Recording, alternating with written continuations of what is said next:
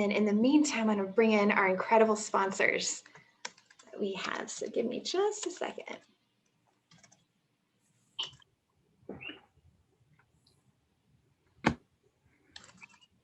I see Leon's here with us. How are you doing today, Leon?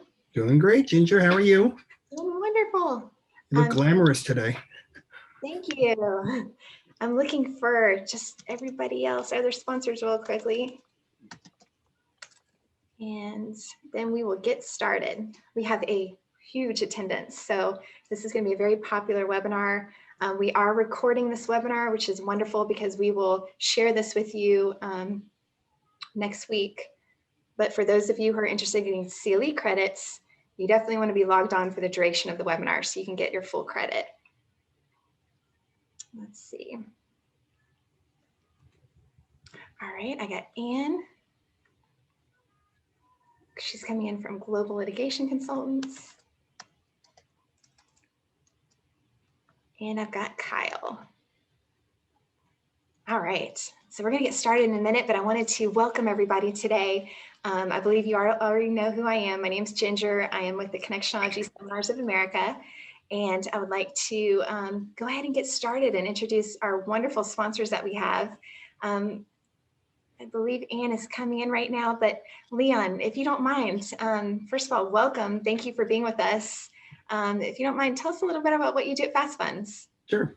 I'm glad to be here, Ginger, supporting Connectionology and all the great work you guys do for the plaintiff's bar. Fast Funds is among the first and most trusted litigation funders in the industry. We've been around for about 25 years serving the needs of plaintiffs and attorneys. We provide non-recourse funding on a case-by-case basis. I bring several years of experience in banking and finance before I joined the litigation industry for many years, and I've worked for both vendors, service providers, and law firms directly. I've always worked in supporting the plaintiff's bar, so I've seen firsthand what how uneven the playing field can be. Where the plaintiff attorneys have to pay for all their case expenses up front on a contingent basis, and they're always the last to get paid.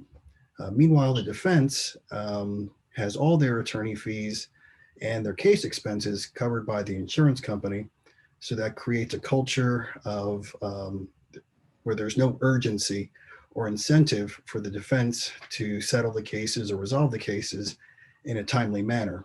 And as a matter of fact, as John can tell you, the defense will try to often outspend you as a tactic to try to get you to accept less than what your client deserves on their case.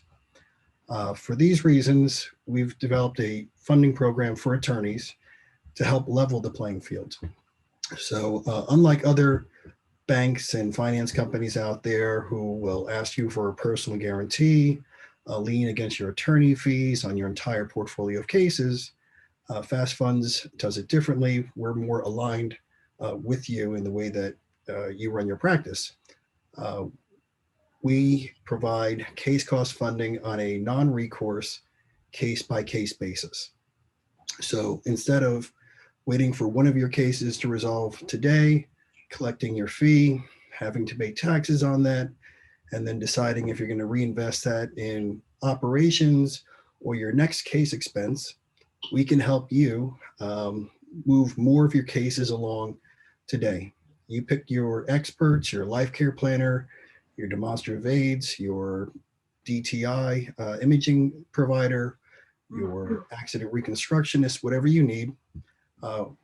We partner with you, we can leverage, we can get those expenses paid for you on more cases today so that more cases are worked up, they're increased in value, and they resolve sooner. So I'll provide my contact information in the chat box, and we look forward to helping plaintiff attorneys where we can. Leon, thank you so much, and thanks to you personally and to Fast Funds for helping and sponsoring our Connectionology webinars and seminars. And I've been working for many years with Leon, also with Fast Funds, and they do a great job. They are responsive, and I can also tell you this, they are fast when it comes to doing the turnaround and getting what is necessary for the client. So thank you again, Leon. Thanks. Thanks, John. Thank you again, Leon. We appreciate it. And again, I'll make sure that everybody gets the contact information for Leon and for all of our wonderful sponsors and speakers after the webinar, including a copy of David and Tim's slide deck. But now it's my pleasure to introduce Ann Campbell with Global Litigation Consultants. Ann, thank you for joining us. Please tell us a little bit about what you do. Thank you, Ginger.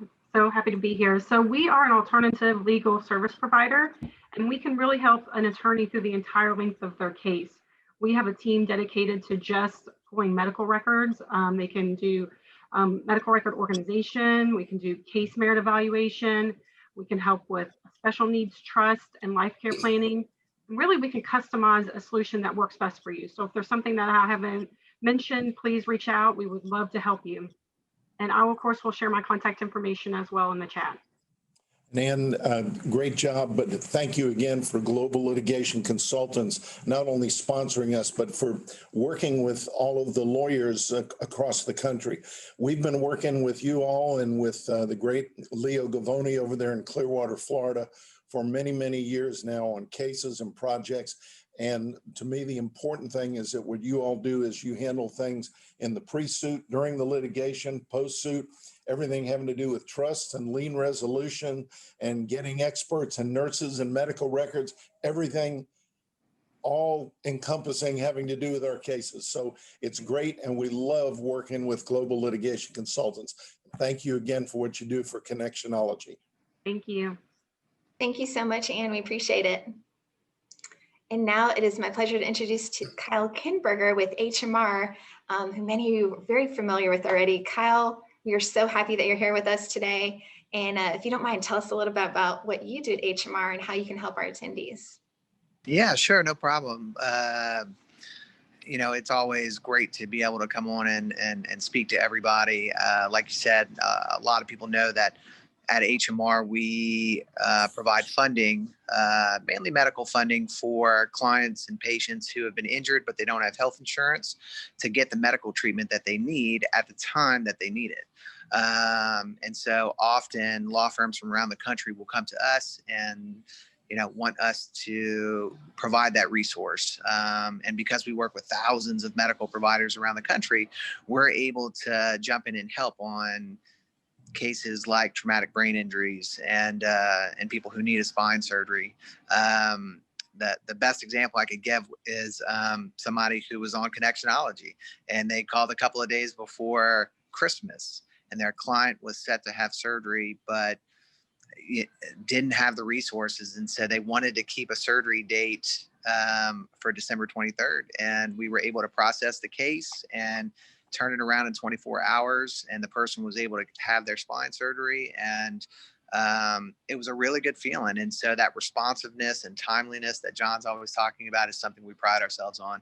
And obviously the fact that we do it, you know, on a contingent basis and take the risk with the law firms is a good thing. So as always, we love being a part of Connectionology and can't thank you enough for everything you do.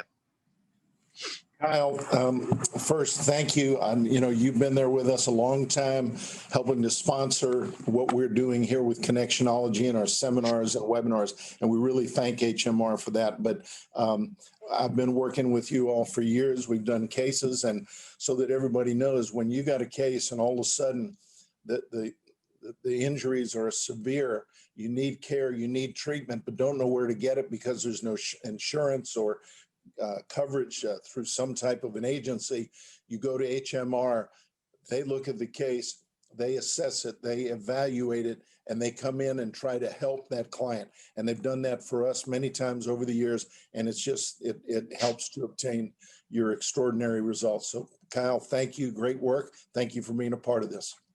Thanks, John. We love working with you, Kyle. And I know we're going to bring Ted Mullis or yourself is going to come back in later on in the webinar, because we're going to announce the winner of the 4 bags of freshly roasted proven coffee. We love the giveaway. We know next month you're going to be doing a cake for February. So one of you is going to win, and I can't wait to see who it's going to be. So awesome. Thank you for all that you do. And again, please, everybody, reach out to Kyle if you have any questions. And again, I will share his information at the end of the webinar. Thanks, Ginger. And now we're going to go ahead and get started. We've got a lot to cover today. We will probably go over on this webinar by a little bit, but don't worry because it's going to be worth it.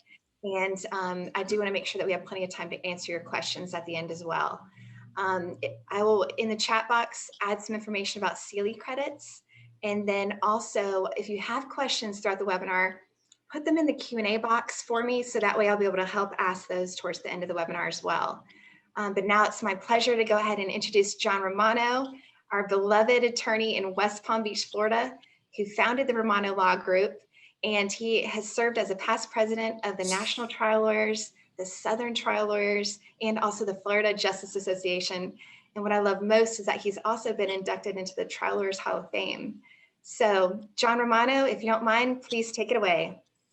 Thank you, Ginger, our great executive director and seminar director who makes all of this happen week after week after week with a great team of folks. And it happens because of your nonstop efforts. All right, we have a tremendous program today, very exciting for me, because we're going to hear from two people I consider to be visionaries in what we do. Not just in marketing and in networking, but in knowing ways to bring people together, to bring ideas together in a way that we have not seen from a lot of other people over the years. We have two speakers. I'm going to first introduce Tim Stanley, who actually will be our second speaker. Tim is the CEO of Justia. Before Justia, he was a co-founder and the CEO of FindLaw. I could stop right there in an introduction, and you know right away we're talking about one of the greatest visionaries in the history of the legal profession. Bachelor's degree, master's degree from Stanford University, law degree from the University of Michigan Law School. When I say a visionary, it's because what Tim has done, in my view, is in his career, he's gone out and captured the needs of clients and put that together with the goals lawyers have in the cases for the clients. And he's done that through marketing, through networking, through an abundance of information year after year after year in terms of where do we not only find people, find lawyers, but find everything that we need to know about the law itself. Justia is a leader in the industry. Tim is a leader in the industry. And all you got to do is call him up, get him on the phone to talking to him about a subject. And it is just beyond belief how informed he is and how much he is way ahead of the curve. You hear about paradigms occurring. With Tim, he makes paradigms shift. We're going to also hear from David Wolf, a magician of a lawyer up in Jacksonville, Florida, named to super lawyers, partner in the law firm of Wood, Atter, and Wolf. He's written over 12 books, all of them on personal injury law, but over 4,000 articles, blogs, focusing primarily on personal injury matters relating to children. Very active, very involved, very supportive in our State Trial Lawyers Association, FJA, here in Florida, as well as AAJ, National Trial Lawyers, and other organizations. When it comes to marketing, though, he's not just a genius, not just a guru. He is somebody who sees the impossible and makes it happen. And he's in this field of marketing and promotion, not only an author, a lecturer, but a mentor, a teacher, a strategist. So we're going to start with David. After David Wolf, we're going to go to Tim Stanley. And it is just an honor for me to kick off this program by introducing to you the one, the only David Wolf, AKA the Wolf Man. Take it away, David. Okay. Good afternoon, everyone. I'm going to try to get through this presentation, give you some information. It's going to be a little different than other webinars or seminars that you've seen, and we'll just pop onto the first slide here. It's a little disclaimer. I have a finance degree and a law degree. I don't have a marketing, public relations, communications, social media, computer science, or graphic design degree. A lot of what I've learned is through trial and error, sort of on the street. Learned a good bit from Tim. I don't think I'm any smarter than the 300 or so people that have signed up for this. It's just a matter of applying some of these approaches on a consistent basis. And I learned this by trying to force some of this on a colleague, that it wasn't working, some of the methods I was using, because what I do isn't for everyone. Take how John markets himself through seminars and networking with attorneys, and he gets a good fair share of his business from other lawyers. And my practice is a little different. And lastly, as you'll see through some of the graphics I'll show you, I kind of lucked out with my last name, with Wolf. I've kind of run with it over the past 5 or 6 years to help market it. And it's always nice when somebody calls me Wolfie or the Wolfman. It just says, hey, friendly guy, approachable, and everything else. We'll kick in with a quote. This is from one of the founders of Hewlett Packard. I thought this was pretty telling. Marketing is too important to be left in the marketing department. And I've kind of taken this to heart, that I don't have really a marketing department. We have a 3-attorney firm. We have 8 support staff members.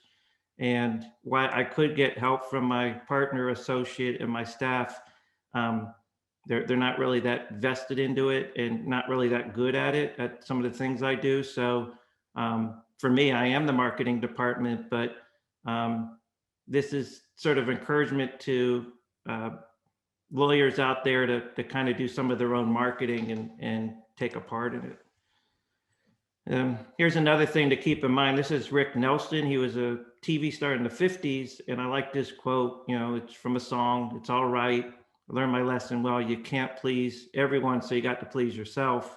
I've taken that to heart too, because I kind of do things that I enjoy, that I think are catchy. Little bit of experimentation with marketing. And when I pulled up these pictures, you can see the one up top is Rick Nelson, or Ricky Nelson, in the 50s, and then as he was in the 70s or 80s. So part of this is also changing and adapting. So what worked 10 or 20 years ago is much different now. A prime example is the phone book. It's not something that I pay for or put ads in or anything else. Another slide to sort of as a preamble to the presentation is in Rocky IV. It was kind of a silly movie that Rocky got, was doing a fight in Russia, and they didn't provide him a gym. So he worked out with logs on his back and carrying Paulie, I think, on a sled. And I like this quote from Sylvester Stallone about not being the richest or smartest or most talented, but I succeed because I keep going and going. And that's been sort of a motto of mine. And the other reason I pulled up this slide was a lot of things that what I do is not the most efficient. It's not the most tech laden. It's a little bit like Rocky in Siberia, and you'll see that. So I'm just hoping that maybe don't follow me on some of the inefficiencies, but on the general concepts, if you can run with some of them, then I think it will help your practice and bring cases in. One more quote from comedian Stephen Wright. If it's a penny for your thoughts and you put in your 2 cents, then someone somewhere is making a penny. I kind of like that silly quote. And as you see at the bottom, I saw something online that said 2 cents, and I had my graphic artist create this graphic, and I wrote a page on my website, talking about 2 cents in advice and, talking to the clients and audience. And I hope through this, I can help you make more than a penny. More of a disclaimer type of slide. Why I think this is a little different for me is I am not a marketing company or coaching company, or I'm not selling anything. I was asked by a friend earlier why I'm doing this. and I'm doing it just for the fun of it. I like to help people. It helps me connect with some lawyers, both throughout the state of Florida and elsewhere. And it's a muscle or skill that I've developed. So one of my colleagues couldn't attend today, and I said, well, we'll hook up next week and I'll go through it with you. So I enjoy doing it, and if it's something that you want to call me after the seminar or email me, I'd be happy to help you. And I also, what these methods are, I equate it to like going to a gym. You can have the gym there with all the great equipment and concepts, but if you don't go to the gym and use the gym, you won't get in very good shape. So this presentation by itself won't automatically improve your marketing, but if you implement it, it should help. Some of the broad concepts that you'll see through the seminar, there's another graphic I had put together. Building on your brand involves your name. I've done that through the Wolf name. Your reputation online, the content you have on your website, some content about your practice areas, geographic location, and community service, and also your hobbies and interests. And I always thought, knowing John's history, although he has a fantastic resume, I always found it interesting that John and all of his sons played collegiate football. And I thought that would be a cool topic to read about on his website that people can identify with. So John, you may want to do that. With regards to resources, these are the resources I put together. I do have a website designer and manager combined with a digital and website consultant. This was hard to find a freelance graphic designer. They're like handyman. They're a bit hit and miss, but the guy I'm working with locally, if I send him a project idea, quick turnaround, doesn't cost a lot of money, and I only pay him for what work he does. If anybody emails me, he has capacity to take on some more clients. I am not part of his business. He's just a solo guy, but if you want to contact me, I'd be happy to share his information. You may want to work with him. And then to a lesser extent, I found a freelance illustrator. He's out in New Mexico, and he's done some custom graphics for me. And I don't really have a marketing or public relations manager. I guess it's me, but in any given firm, these are some of the resources you may want to put in place. The most important resource is you. And that's what I brought up with the quote from the Hewlett-Packard founder. Whether you're a solo practitioner or part of a big firm, you can make a huge difference. And I want to be showing you some of the things that I had put together, which again, I was just experimenting and fooling around, and it turned out that it brought in a good bit of business. So the work ethic or philosophy of many attorneys when it comes to marketing, I have found, is that I don't want to, and it brings us to this 1980s movie with John Cusack, Say Anything. And he was a high school kid trying to figure out his way of life, what career. His girlfriend was an honor student flying over to London or something to go to college. And he was asked by her father, what's he want to do in life? And if anybody remembers the movie, he gave this quote, I don't want to sell anything, buy anything, or process anything as a career. I don't want to sell anything bought or processed, or buy anything sold or processed, or process anything sold, bought, or processed, or repair anything sold, bought, or processed, as a career. I don't want to do that. And that really didn't leave much for the guy to do. And I bring up that quote because I feel that some attorneys out there, not there's anything wrong with it, just have an aversion to the marketing. They want to practice law, and that's fine. But if that's competing with the interest in getting more cases and not spending, hordes of money, then some of these approaches you may want to put in place. So with small firm marketing, there's good news and bad news. And this is a quote from me.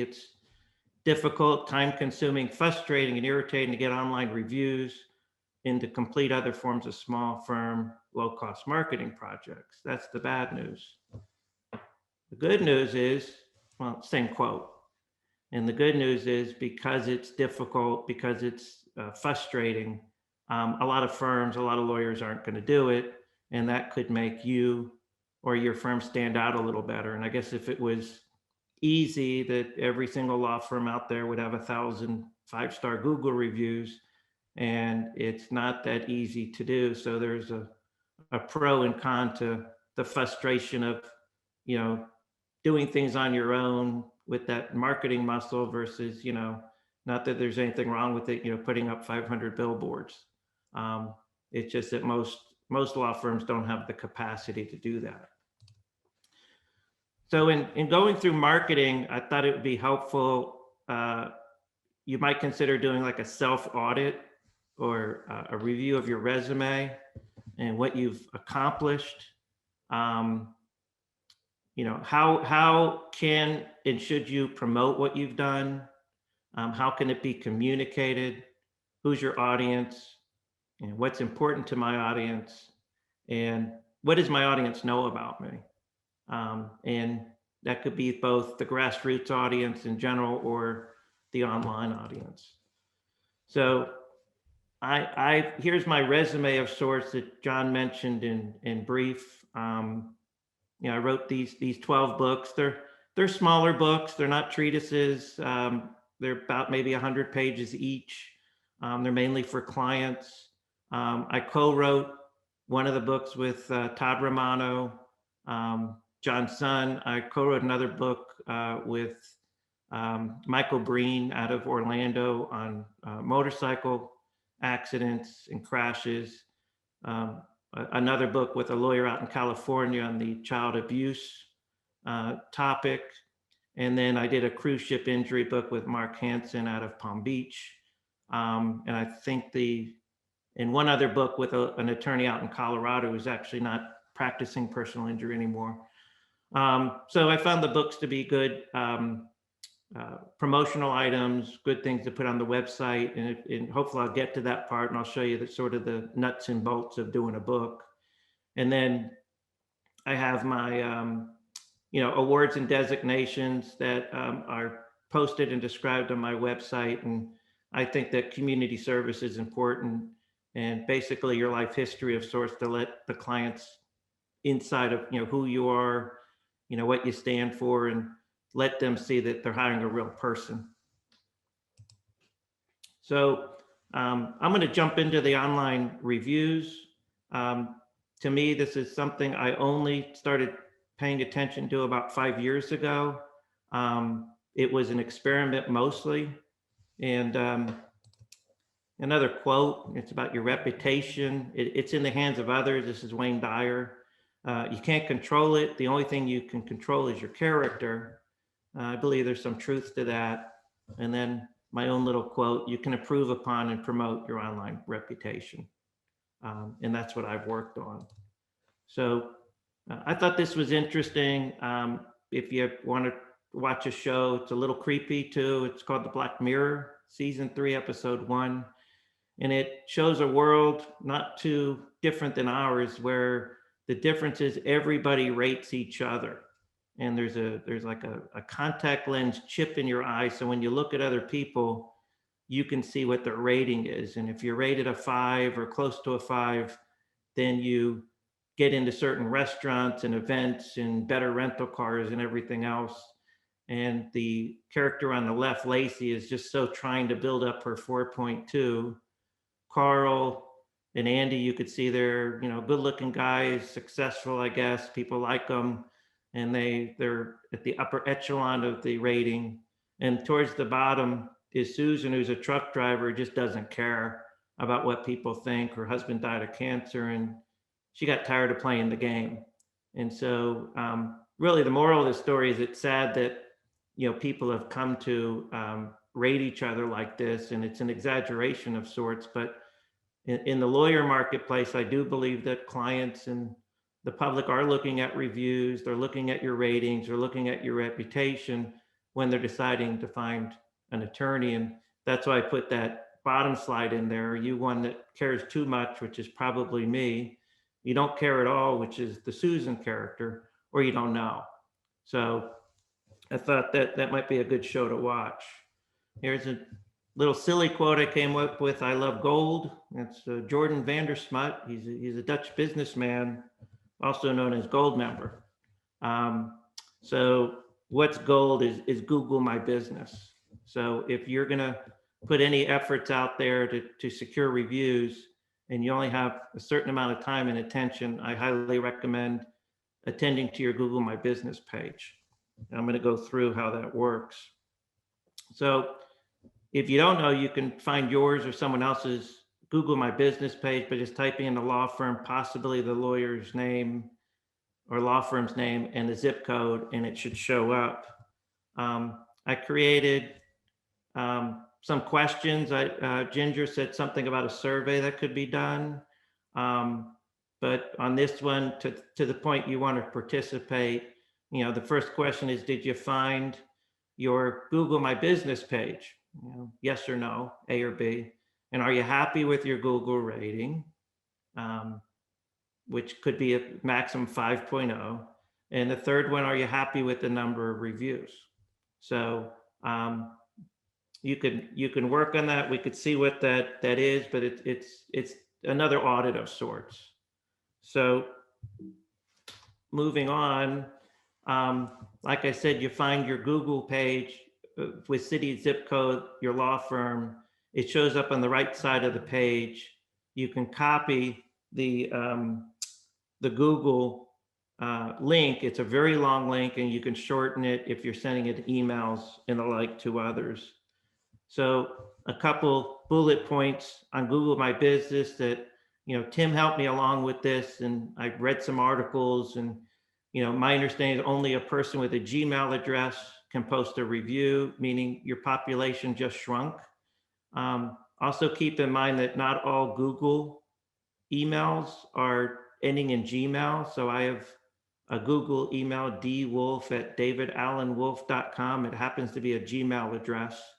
So you might still try and send it out to people. They might have a Google Gmail address. And also people don't realize it. To post a Google review, they need to be logged in through Google, which is usually automatically done when you're in a browser. So people may have a Gmail address they don't use, are logged into Google, and then can still do that review. I found that clients and contacts need guidance on how to post a review.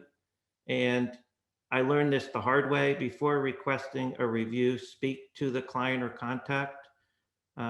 This must have been, I don't know, 8 years ago. I sent one of my initial requests out to a parent. I thought we were good friends, and apparently I unfriended her at the soccer field. I didn't know that.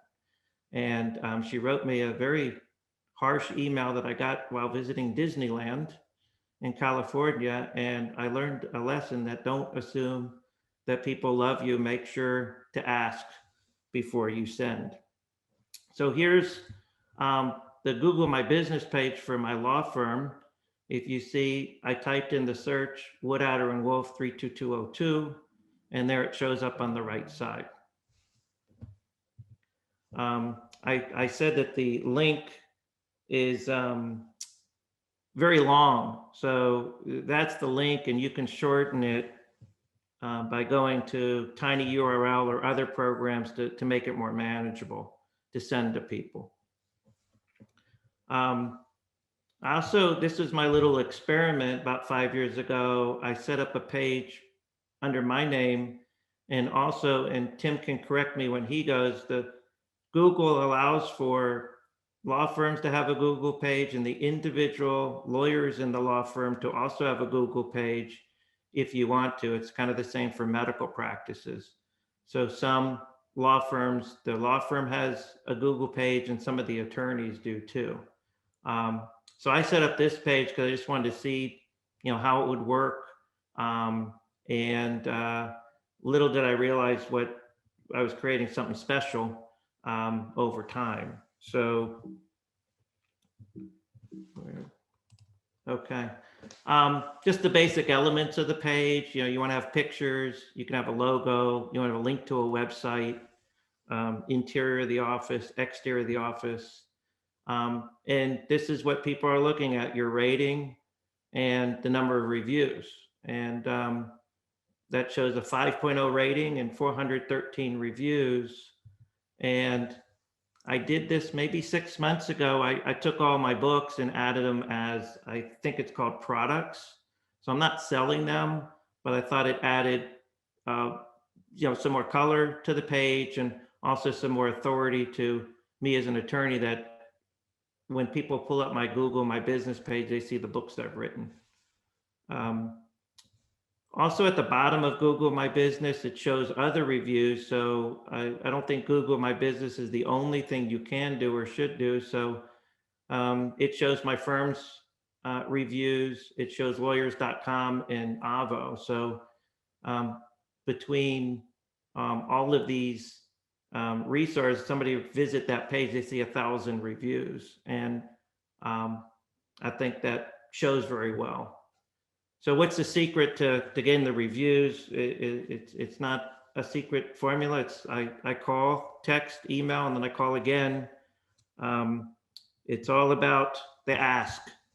And a lot of attorneys don't want to bother people. They just want to put their nose down to their work and do the job. And I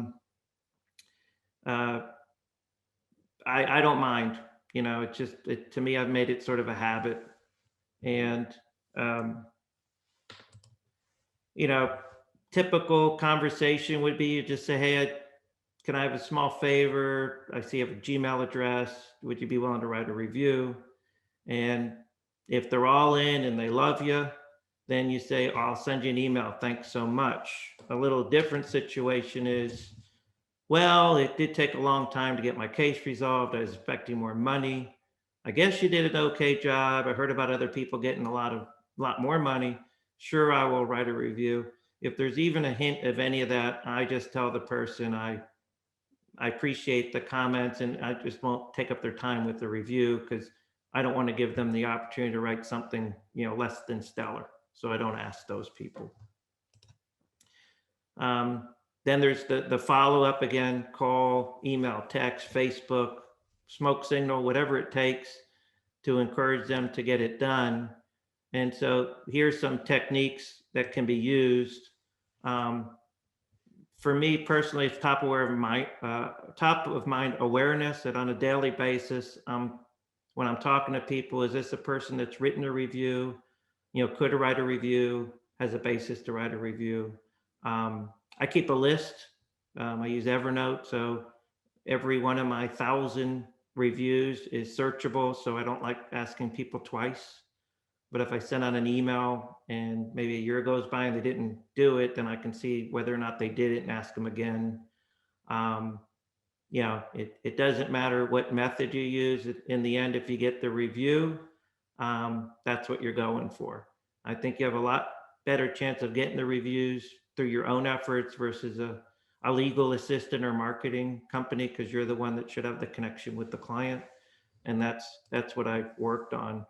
I've used a dozen or more different emails. I get bored with them. Initially I did long emails. Now I just do a short one. And I explain I don't do any kind of mass advertising, and this is important to me. And I get an email like that out. I even gone so far, I've been using this as much, of taking screenshots. So I sort of baby step the person to how to write the review. Step 1, click here, step 2, step 3, because some people just don't, it's not so obvious sometimes in the writing of the reviews. I also did this. I haven't been using it as much. A friend told me about this years ago. I set up a separate website called ratedavidw.com. It's not very aesthetically pleasing because I did it myself, but I put the links there and I was directing some people to a separate website. So you might want to set up this separate website, buy the domain name, or set up a non-crawlable, non-searchable page on your own website that puts the links there. I don't recommend you ever give easy access to randomly the public to write reviews, because you lose that control of who wants to help you and who wants to hurt you. So ratedavidw.com, you could go look at. It's a separate website. I don't mention it on social media or any other websites. And it's not search engine optimized. And this is one of the pages from there where I describe each of the directories where I try to get reviews. Again, there's different ways to do this. It's just one of my tools in my toolbox. Initially, I did this really long email, and I was asking people for, I don't know, 6, 7 reviews. I don't do this as much anymore. Yelp was in there. I've stayed away from Yelp because it's hard to, Yelp has an algorithm. So unless you get a person to review you on Yelp that regularly reviews, Yelp will basically pull down the review and put it somewhere else. So I've not worked on Yelp in a while because I just don't like the way they do business or the algorithm. I also haven't done as much with YP or Thumbtack and those. I'm going to show you the core ones that I have used. So this is kind of a long email explaining things, and I don't like it because you're lucky to get 1 or 2 reviews, and you don't want to inundate the person with these long emails. So that's going to be in the packet if you want to use bits and pieces of it. There's also an email that I could send directly into the Rate David W or the Google page. And then you got the people that won't do it or don't do it. And there's a follow-up email I wrote with a quote from Colin Powell. I've used that here and there. It could be that they need a phone call or just a please, second request type of email. So, results matter. So just, I track all the results. And March 1st, 2016, we had our firm page set up, and we didn't have any reviews. I did a seminar in Orlando that had me do an audit of sorts for the presentation. We were up to 70 reviews. And then just the other day, I looked at it again, and we're up to 256 reviews and 5-star rating. And I think it's very respectable to have those kind of numbers. About the same time, I set up the other page, no reviews as of January of 2016, and then 170 reviews as of March of 2018, and now 413 reviews. And the problem with reviews is I had one client tell me he hired me because he thought my reviews were awesome, but he only reads reviews that are a month old. So you can't rest in your laurels with reviews, because I think primacy and recency matter. And so I'm keeping on working on the reviews, even though I'm where I'm at. So here's a sample review, 5 stars, it's very complimentary. And so when people cruise to the reviews, they see this kind of input from a satisfied client.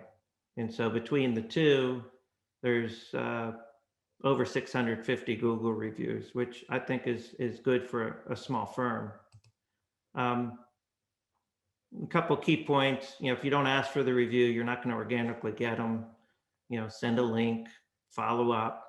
And then it is good practice to thank the person for the review. I do it by email, but better practice is to post it on your Google page, because Google looks at that too as one of the metrics is, do you post a response to it? And it's part of the search engine optimization that includes your Google My Business page. 4 mistakes for online reviews is, again, don't post the links on your website. Don't send them out automatically. Don't assume somebody loves you. And I think you're too limited to say I'm only going to get reviews from the cases I've tried or my $1 million cases, because it's a law of numbers. Not everyone's going to write the review. I like this Seinfeld concept about a show about nothing. And I kind of use that with marketing, not that the marketing's about nothing, but just to keep an open mind. And I think in the scene, George asked Jerry, what'd you do today? And he says, I went to the dry cleaner in the Chinese restaurant. And George says, well, that's a show. So, keep an open mind about who can write reviews. Somebody did a traffic ticket for, somebody that called you about advice for on a real estate deed. It could be somebody that you spoke to for 5 minutes or somebody you represented for a year. It's a broad range. Another Seinfeld reference is The Wiz. That was an episode where a guy was a mattress TV personality, and he says, nobody beats me because I'm The Wiz. And again, this is about you doing your marketing and follow up and asking for the reviews. And again, to remind you that Google is king. So I'm going to zip over to the lawyer directories. I found this metrics on the website.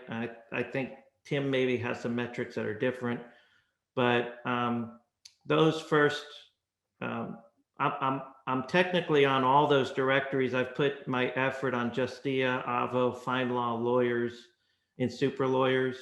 I do think that the metrics will bear out that Justia is probably the best ranked, highest ranked, most links, backlinks, and everything else lawyer directory out there, and it's only growing over time.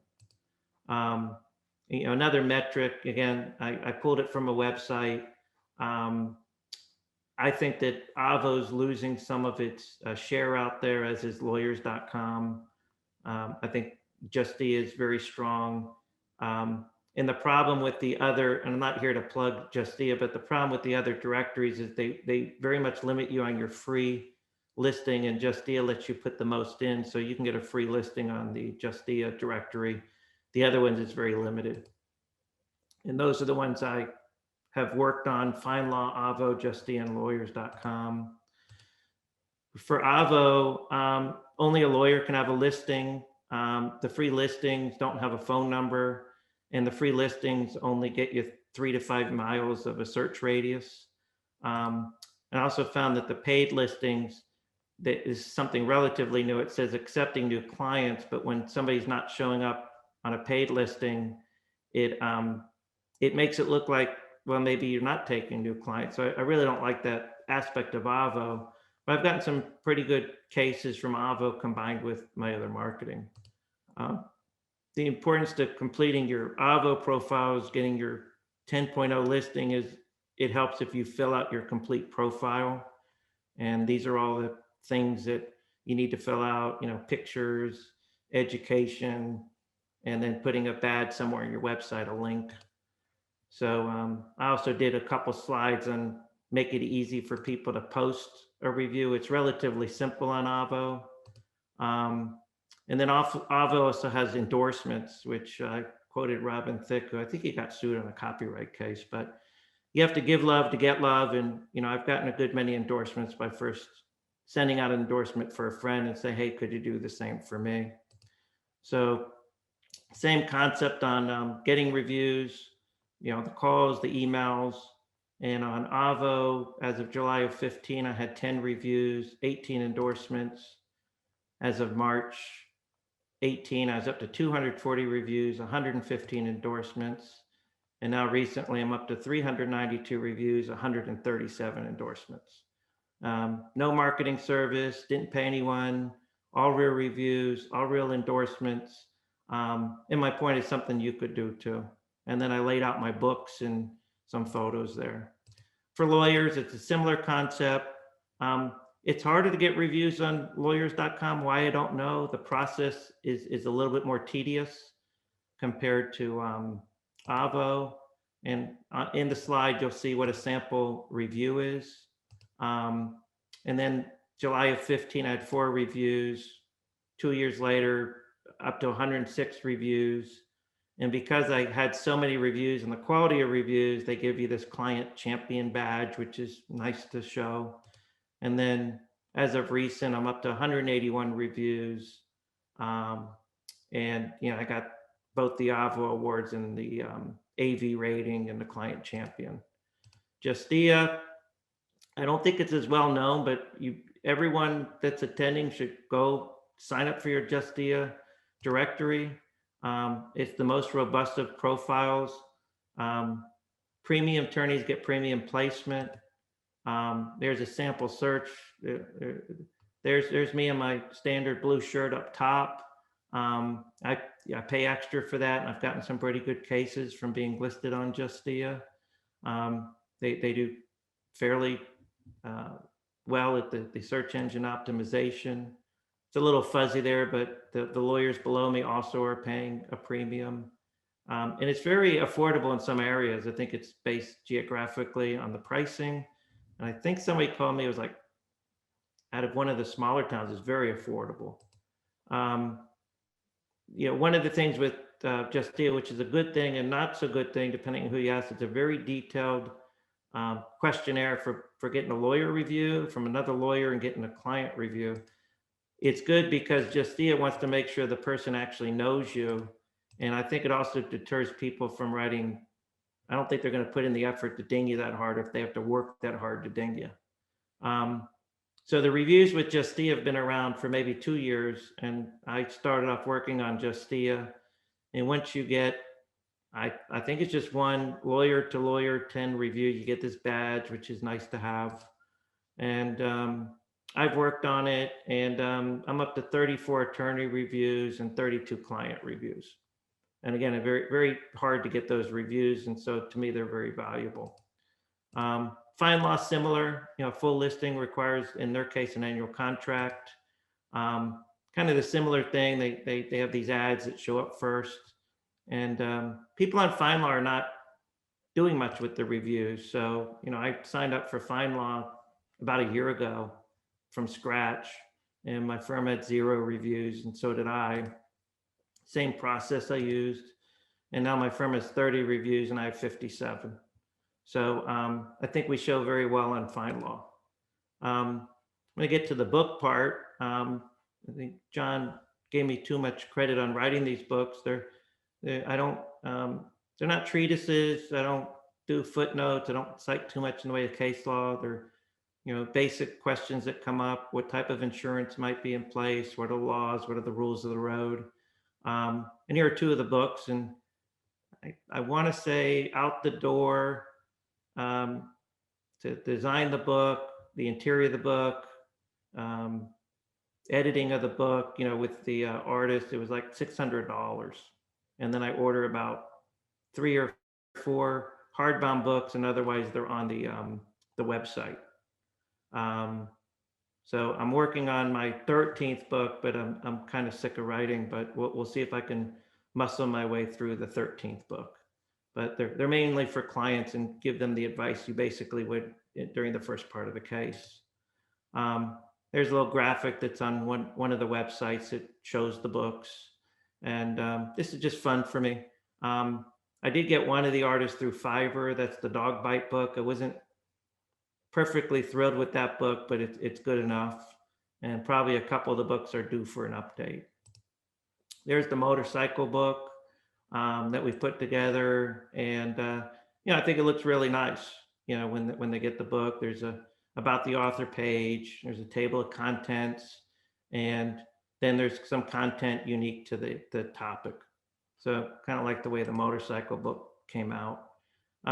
They're great free giveaways, they're great content, easy way for clients to get information.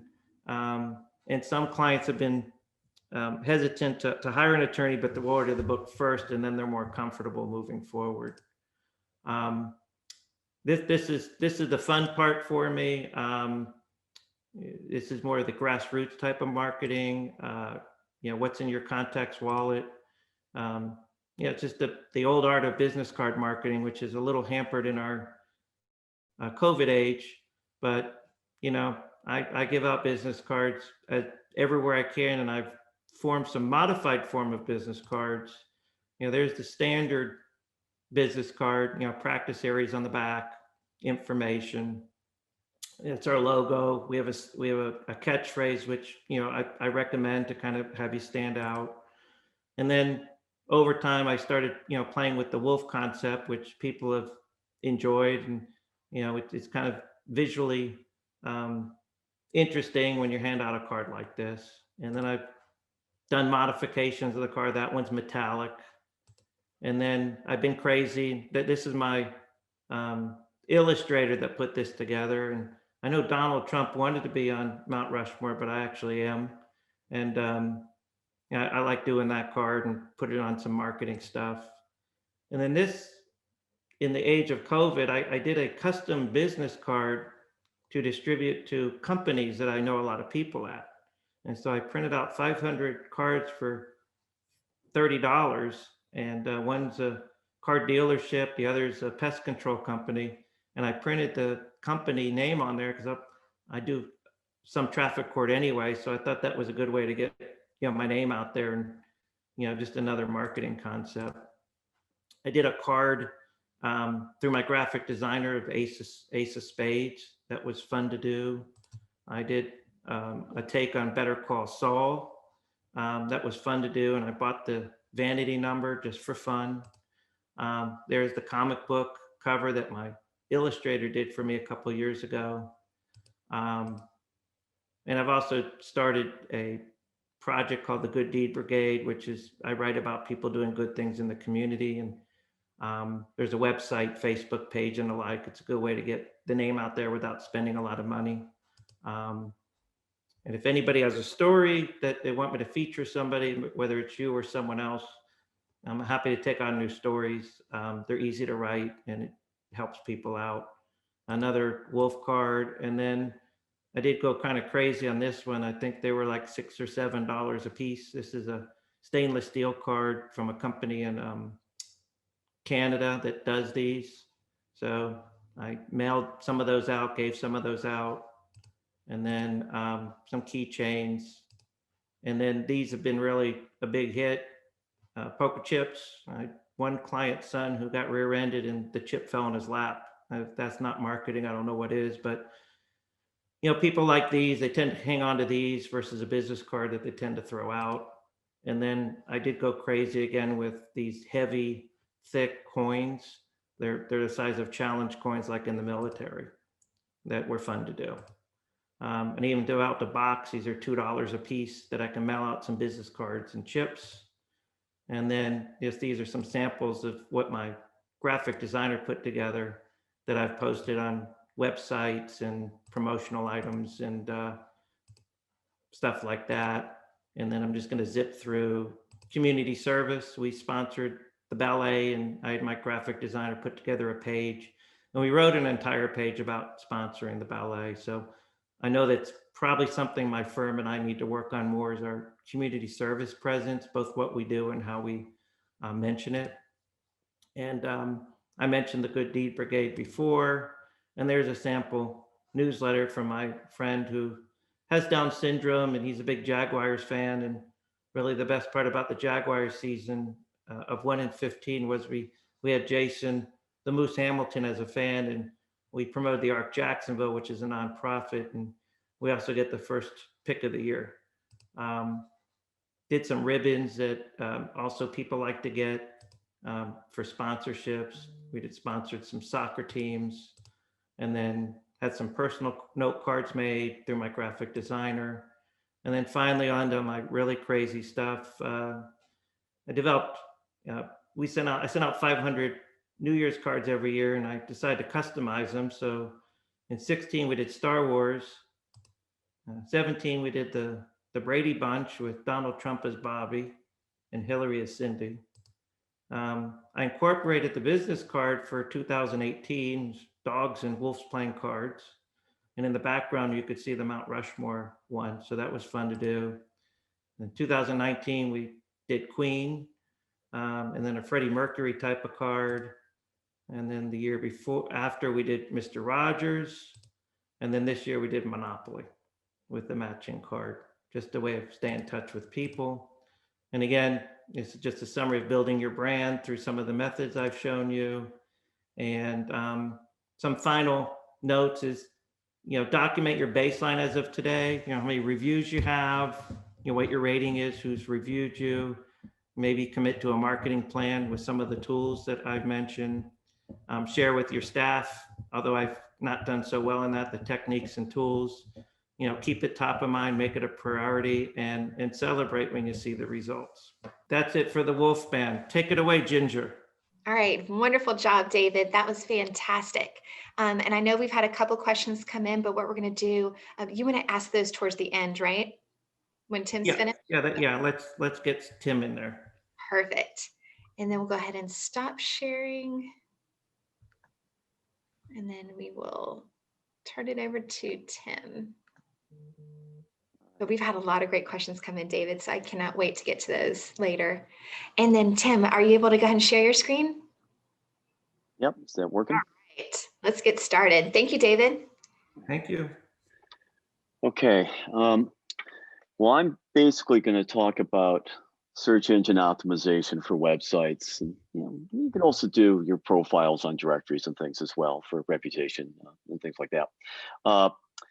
And I'll just sort of run through things. The one thing I wanted to note is that I've got all the URLs sort of in the last few slides, and they're also in the PDF that you guys can get, but also, at the very end of the presentation, I'll have it there. So don't worry about any URLs, because I tend to do screenshots, and I always get asked, what was this URL, what was that? It'll be there. And you can even if it's just the video, you can just stop it towards the end there, and you can quickly see what the URL was. So that I just wanted to mention that up front. To give you sort of a quick overview, I'm going to do a quick intro. Then I'm going to walk in through the 3 core parts of SEO, search engine optimization, which is the content, most important, right? That's something all lawyers can do. That's also good. Technical SEO, which not, for some folks, it might not quite understand exactly what's going on, but certainly your web developer can help you out on that. And then citations, which of course you guys can also think is links.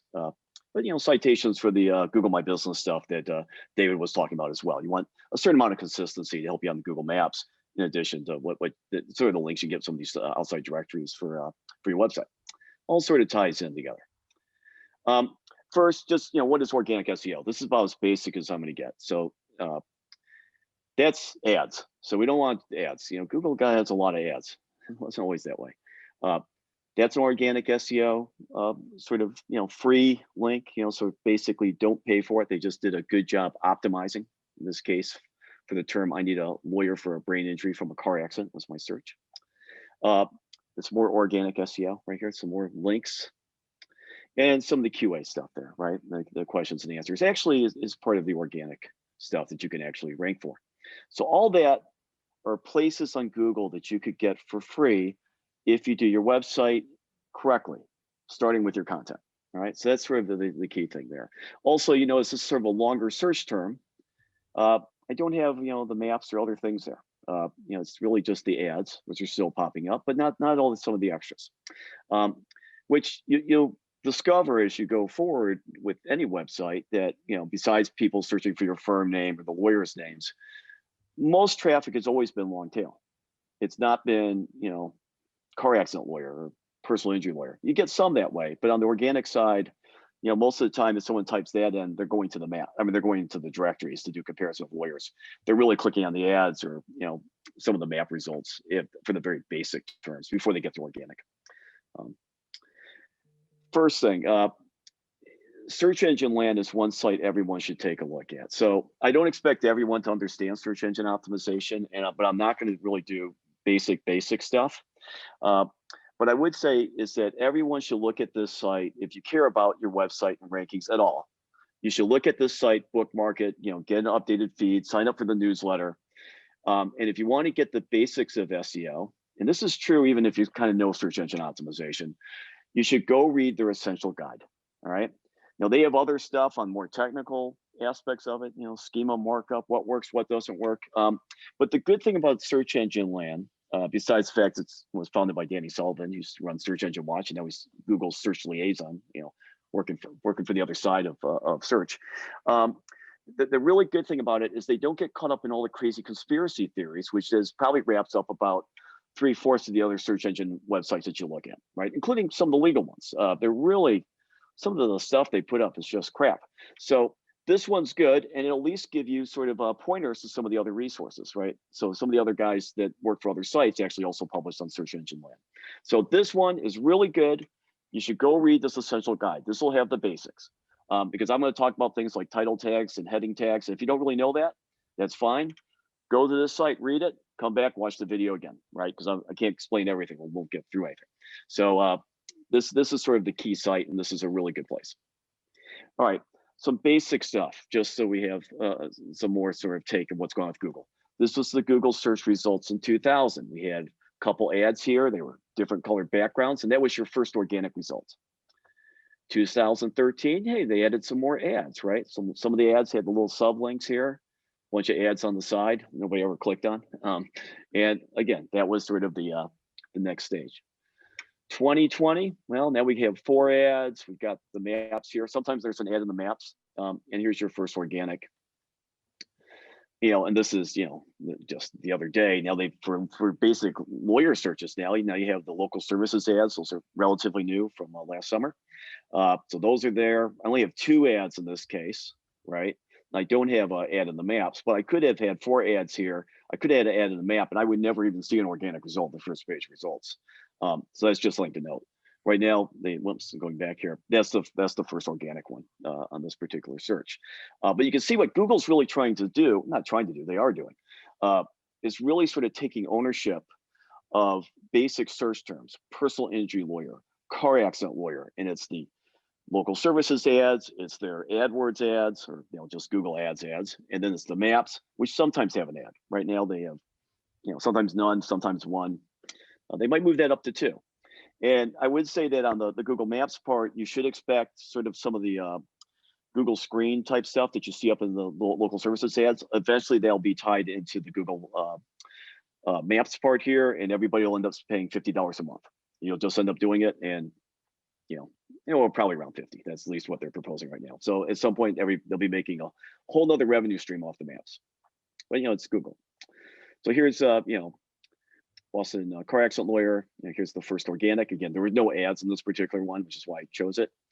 But here's also the maps result.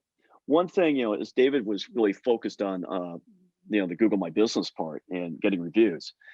The Google Maps results also tend to tie in with your organic search. Now you can't really see it here because the type's too small. But if you looked here, way underneath here, it would say this website mentions car accident lawyers. Okay, so it's the mention of that term on the website that actually helps the Google Maps position here. I'll say just a couple other quick things about so the Google My Business, Google Maps stuff.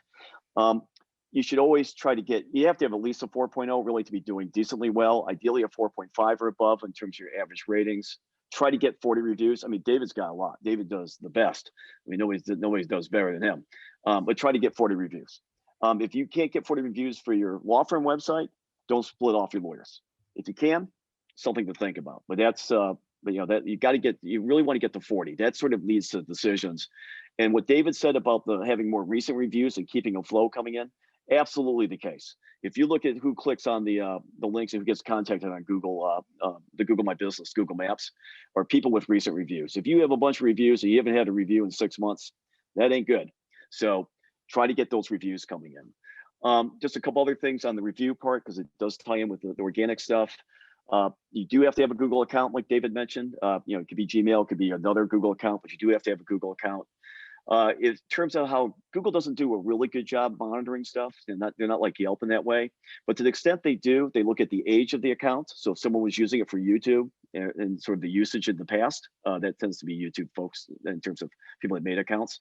They also look at the length of the review. So if the review is longer, they give it more credence. But they're not quite like Yelp. They're not going to hide a bunch of reviews, even if it's a brand new account. But it does happen periodically. I will just say on Yelp, they sort of having issues right now because of the economy being down. They're mainly doing a lot of stuff with restaurants. Yelp really decides where a review stays up or not based on Yelp usage. So not even necessarily how many friends you have or how long you've been on Yelp. It's really, are you using the Yelp app? So you'd have to find people using the Yelp app. Easy to do in New York City, California, not a big deal. Well, at least before COVID, people always use Yelp. But like in the middle part of America, not that many people use it. So like in Michigan, where I'm from, some people use Yelp, but it's not, the usage is a lot less. And so then some review shows up, and how do you get new good reviews? It's a problem because Yelp basically optimizes for your name, and you'd have to find people that actually use the Yelp app. That's the only way to sort of deal with Yelp. but they don't, you know, we'll see what happens. They might have changed their algorithm since people are using it less, since they aren't eating out as much. But anyways, on the Google part, the Google Maps part, organic SEO matters a lot. The terms on your page, on your site, doing a good job on that, and reviews are big everywhere. So that's really key on that part. And of course, it's Jeff's site, which you would get to. That's his car accident page. One thing I'd mentioned that Google's done recently, you know, their algorithm's always changing. So their algorithm is, you know, every week something gets changed. And, you know, they got beyond just adding more ad space and things. The big thing I think they've really done the last couple of years is they've really done a much better job sort of digging in and trying to find internal pages to rank. There was a period of time where it was really just the home pages of different websites ranking. And now you sort of see the domain strength of a site being passed out to its child pages a lot more. So you see a lot more internal pages ranking for different terms. I mean, there was a period of time, if I typed in Boston car accident lawyer, all I was seeing was home pages. I didn't see any internal pages at all. And here's an example. This is his internal page that's actually ranking. So Google always looking for the best content, and that's really their focus. But that's one of the things that we now see. So anyways, in this particular case, he's got a good, he does a good job SEOing his site, and he's, you know, he's got both the maps and organic place. I also point out the local services ads. If you're ever interested in those are new, not too bad right now. You know, they're kind of like what they're doing for, like, you know, lawnmower services, you know, people fix your garage or something. They also do it for lawyers now. Brand new, relatively new. I'm sure the bids will be going up, but right now it's wide open. Okay, let's quickly just look at the mobile side, because right now, you know, 70% of all traffic's on mobile. So especially for personal injury and criminal, I mean, business, estate planning, tax, that is more desktop usage, more research. You know, when I look at, you know, the different sites in terms of, you know, where people are coming to visit a website. But for PI, criminal, DUI, you know, some divorce, you know, it's probably more mobile, a bit, certainly more mobile than estate planning. Mobile's a big thing. So this is, you know, this is the new iPhone. This is like the Max phone. I can't see it here, but I got it right here. This is a big screen. And so with the big screen for a phone, like 1, 2, okay, so sort of there down at the bottom here. It's really, I'm really going almost to the third screen here. There's Justia. There's, you know, Steve Nyman, one of our clients. Yeah, I'll sort of get back to the basic stuff here. Sometimes you can actually get your photo on your site. We have markup for it, but it doesn't always show it.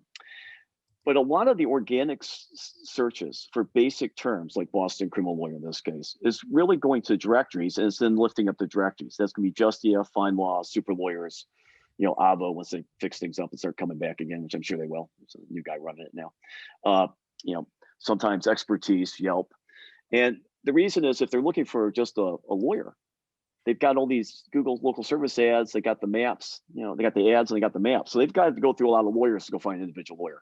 So that's why you tended to see a lot of directories moving up, is because for them to get through all those lawyer ads, by the time you get to organic results, they're actually looking for a directory to do comparison stuff.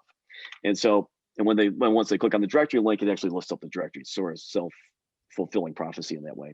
So it's just something to know. So a lot of the organic stuff that you do, you still do great traffic wise, and traffic's up for everybody. But it's being driven by the long tail, as it really always was, but it's especially being driven now. So again, that's the stuff here, the organic stuff. And then one other thing that I'll bring up in a little bit as we sort of dig into stuff will be the featured snippets. So here's one where I actually had 2 featured snippets. And this is, you know, a little bit hard to get, but something that I'm sure people would like to get, you know, would like, because if you become a featured snippet, your click-through rates through the roof. So it's really a good thing to get. You know, in this particular case, they're actually showing 2 featured snippets.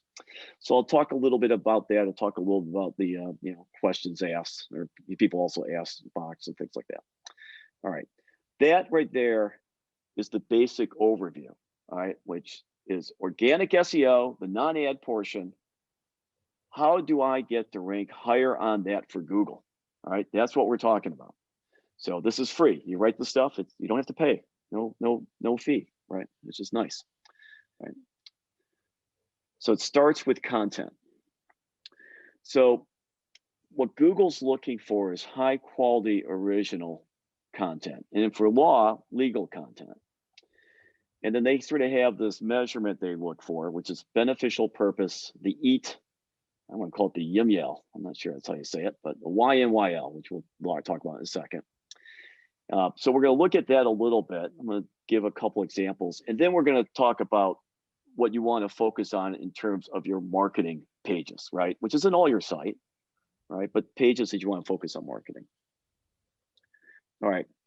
First, Google has this document. So they hire all these folks that are out there that actually just do Google searches all day and try to find out what results they like and what results they don't like. And it's just thousands and thousands of people. And they're like testers, right? They're like search testers. And all they do is they do a search, they see the results, they say, I like that one, I don't like this one. And here's the criteria for what's good and what's not good, right? And that's sort of a criteria. And Google has these search quality rating guidelines that these people have to learn, pass a test on, and then use when they're actually doing their checks of these different sites.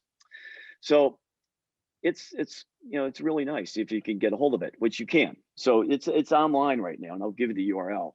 You can actually go read this. It's 175 pages of stuff, right? It's really long. But in particular interest to law firms is going to be this EAT stuff, the EAT, the expertise, authority, and trustworthiness, and some of the YMYL, your money or your life topics, that which law is, right here. Can't really see it again, but it says, formal expertise is important for YMYL topics such as medical, financial, or legal advice. Legal advice, that's you, all right? You're lawyers, all right? So that's important. So there, you could, again, the URL will be elsewhere if you want to grab it, j.st/gs for Google search. I can't remember if I made the URL, but that's a shortcut to download the PDF file. It's really long. But the big thing for lawyers is that you need to sort of match up with what they're looking for. So here are the sort of the big three things. Beneficial purpose, right? Is it help people? That's pretty easy for law firm websites. Law firm websites are always out there to help people, either help you find a lawyer or help you with information. That's simple. If you have a law firm website that's not helping people, like some QAnon site or something, which is not helpful, all right? Yeah, then you might not rank well because it's an unhelpful site. But for law, that's not as much of an issue.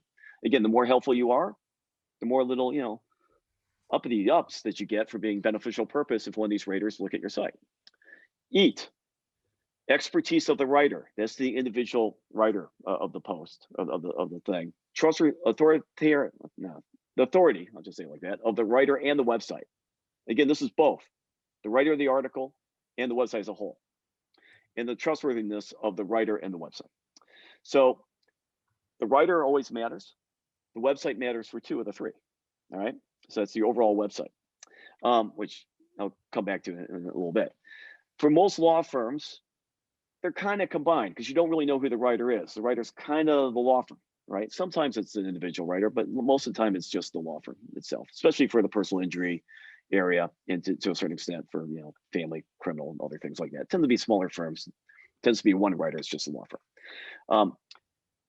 So you got to get trustworthiness. So that's, review stuff you can show, your credentials. You need to put that stuff online. If you make a website and your website is just Los Angeles personal injury lawyer, and I go to that site and you tried to optimize it because you're trying to spam the Google My Business maps, but I can't figure out who you are, right? Because it just says, you don't want to let me know who you are because you're afraid your spamming technique will not work. You'll get hit with this because Google can't figure out if you're a lawyer or not. It's just a bunch of generic words. So having your, for the organic search, you really need to have lawyer profiles up, talk about your credentials, talk about your expertise if you want to rank well. Having good lawyer, individual attorney pages is important. Having good overview of your firm page is important for your overall ranking, all right? And then your money or your life. So that's basically stuff it has to be good because it's information that people are trusting. Personal injury, laws don't change that much. And sometimes statute of limitations change. Sometimes, maybe different negligence standards change a little bit. It happens. Tax stuff changes all the time. Same thing with immigration will be changing quite a bit right now. You see thing with the estate planning, that's again ties in with tax and some of the trust stuff. Sometimes some of the criminal penalties change, things like that. Again, PI is probably the easiest of the bunch in terms of being not changing quite as much. But I got to tell you something, if the laws change, you need to update what's on your site. What Google does not want to do is to send to someone to a page that's outdated information. That is not good. That is, they don't want to do it. So any information you have on your site needs to be up to date. You've chose to practice law. You chose to put up a legal website. Well, guess what? Now you're in the YML, whatever the hell this is from Google. You better make sure this information is correct and up to date. Do not put up old information that is wrong. Not good. All right. You'll get punished to hell. I mean, everything. You could lose everything. Right. I've seen this with tax folks. Oh, they didn't update their tax stuff. Can't do that. All right. You got to update it. So anyways, that's just something to note. And you could go ahead and you could read your own copy of the Google Quality Ratings Guidelines, and it's long. All right. So what do I sort of look at, or what do I, when I talk to our folks, right? What do I say is high quality original legal content, which is sort of the beneficial purpose, email, whatever. First, high quality, it needs to be well written, right? And what I always tend to look for is I encourage people to write at least 500 words, up to 650. They can write longer if they want to. There's value of writing longer stuff. You get a longer sort of cross section of the different combinations of words. But over 650, you're not necessarily getting a lot more value just for writing more. But I try to write 500. I always say spell check it and grammar check it. Now, I always deal with other SEO people that call up, and then our guys, they hire SEO people, say, there's no set rule at 500. That's not true. And I go, well, it might not be true for everything. And again, this is 500 words, like not in the header, in the sidebar, in the footer. Google figure all that out. They're not going to give you credit for that. They're not giving you credit for header text or sidebar or footer text. This is the main content of the page. And 500 actually is not. That's actually not true. It's not. You don't have to necessarily write 500. That's actually not. That's actually I just pulling that number out. It might be 483 for some terms. For some terms, it might be 261. Maybe that's for an actual unique word, it might be 1. It might be 150 for some terms. It might be 319. Hell, I don't know. What I do know is that if you write 500 words, you'll always make that threshold. All right. So just write 500 words. You're lawyers, you know how to write. You're writing about your own practice, your own stuff. For God's sakes, don't fight trying to write the minimum. Just put another example in, right? Just put an example. Give a hypothetical. People like stories, right? Joe and Mary were driving to the dentist, and this, tractor trailer hit them, and these were their injuries. And you got, the truck driver. It could be a highway design issue. Was it some products liability? Tire went out. You can put stories in, right? That can get you to your words. But write 500 words. Just do it. All right. If you write 460, it'd probably be okay. But it's not as a round number, and it's harder to remember. So write 500. Write original stuff. Don't copy other people's stuff. Google does not want you to copy stuff, and if you copy it, they tend to give the rankings to the originator of the content. So I got a lot of people that went out and they copied Wikipedia, and they never ranked. In fact, they brought down their whole site because their whole site was a copy of Wikipedia. Don't copy other people's stuff. Write your own stuff. I've had people copy other law firm stuff, or they've had their own stuff copied, and it always goes back to the originator. So it's not good. Check it with Copyscape. Okay, Copyscape does a decent job of telling you when they have dupe content. Just paste what you're going to put in there. At least try to rewrite the words, right, at a minimum, so it's not exactly the same. Do something like that. Try to make that original. And then it should be legal content. Now, a lot of folks will say, well, if you write too much legalese, it's too hard for the consumer to read, and they're not going to read it, and it's not good because, I got to write, my audience, they didn't go to law school. I don't want to start citing a statute or, something like that, or using legal terms, what, comparative negligence is. And, they just need to know, basically, here are the 5 things you do in the car accident. You make sure you're okay. You take a picture, right? You get a police report. But you should still write some legalese stuff. And here's the reason. It doesn't have to be up at the top. It can be lower on the page. But Google doesn't just look at duplicate content, which is exact matches of phrases and sentences and paragraphs, sometimes whole pages. They also look at what is thought of as substantially similar, right? They don't want to keep showing basically the same page over and over again. They like to get a little variety in there, right? They want to show a little bit, something that's a little bit different, right? Don't make it exactly the same. If everything, they can show 5 the same. They're gonna, let's find the winner and let's try to get some more variety, because you don't know exactly what people need. Sometimes they have different needs on it. So if you add a little bit of legalese, talk about different statutes, talk about, do some definitional stuff on different standards of negligence, different, potential defendants.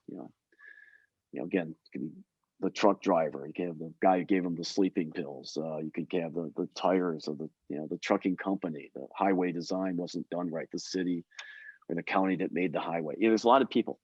You put in, put some more details in, but add a story and talk about the different sort of standards of negligence for each one, and just try to make it something, right? I'd rather have one really good page that has a lot more stuff in it than a bunch of really crappy pages, right? So if I want to rank, so try to get some legal content, make it legal, right? Grammar check it, make sure it's, make sure it reads. You probably want to add some headings in it, especially as Google's going to start doing some, looking at sort of parsing out pages and trying to find, different parts of pages to show in the results. Not released yet, but it'll be coming. So add some headings, make sure the headings are described well. So those are things that you just need to do. And of course, make sure you're not breaking ethics rules or do anything that could get you in trouble, which does happen periodically. You do see that every once in a while. But if you do that, yeah, it'll be pretty good. You just have to sort of write it, and sort of get,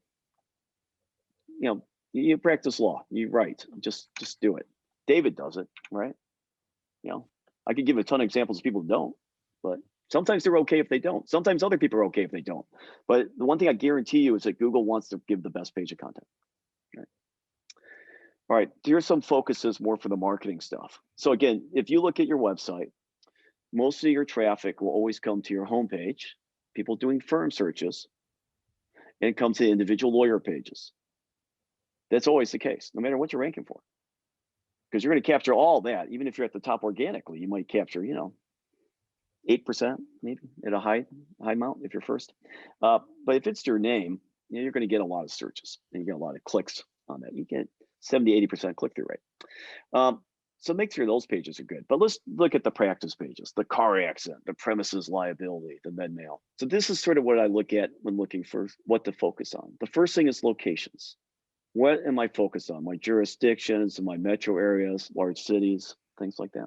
I then look for the legal practice words: personal injury, car accident, right? It's just basic stuff. If I want to dig down a little bit, broken ankles, right? I can have a broken ankle injury page as a subpage on my car accident page. It leads to a better type of case most of the time. You can find different sort of words that tie in. And then I'd always work profession words in: lawyer, attorney, lawyers, attorneys, law firm, right? The number one reason that I see pages don't rank in Google for particular terms, when I get asked, and I get asked, asked every day at 2 o'clock. Well, not today, but most days at 2, or SEO meeting, is because the folks don't have the words on the page. If you want to rank something, if you want to rank and you don't put the words on the page, hey, whose fault's that, right? That's your fault. So you got to put the words on the page, and ideally get them on a few different times in different ways, which is, don't use the same word over and over and over again. Rephrase it. Google can figure out lawyer and attorney are the same thing, right? They can figure, you don't have to say, Chicago criminal lawyer, criminal attorney in Chicago. Mix it up a little bit. Car accident, auto crash. Right? Move it around. You can work some Miami on either side of the item. But try to work that into the page. In particular, focus on the first couple paragraphs, especially that first paragraph. Google's going to try to categorize your page of content really by what's in the very beginning part of the page. If you are going to copy other content, let's say you're going to copy a statute, right? You want to put the statute in there. That's fine. You can copy statutes. I'm not saying you can never copy content. You can.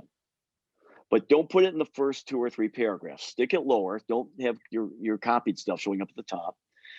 and try to always maintain a 2-to-1 ratio of unique content to copied content. So if you're going to copy 500 words, you better write 1,000 words on top of it. All right.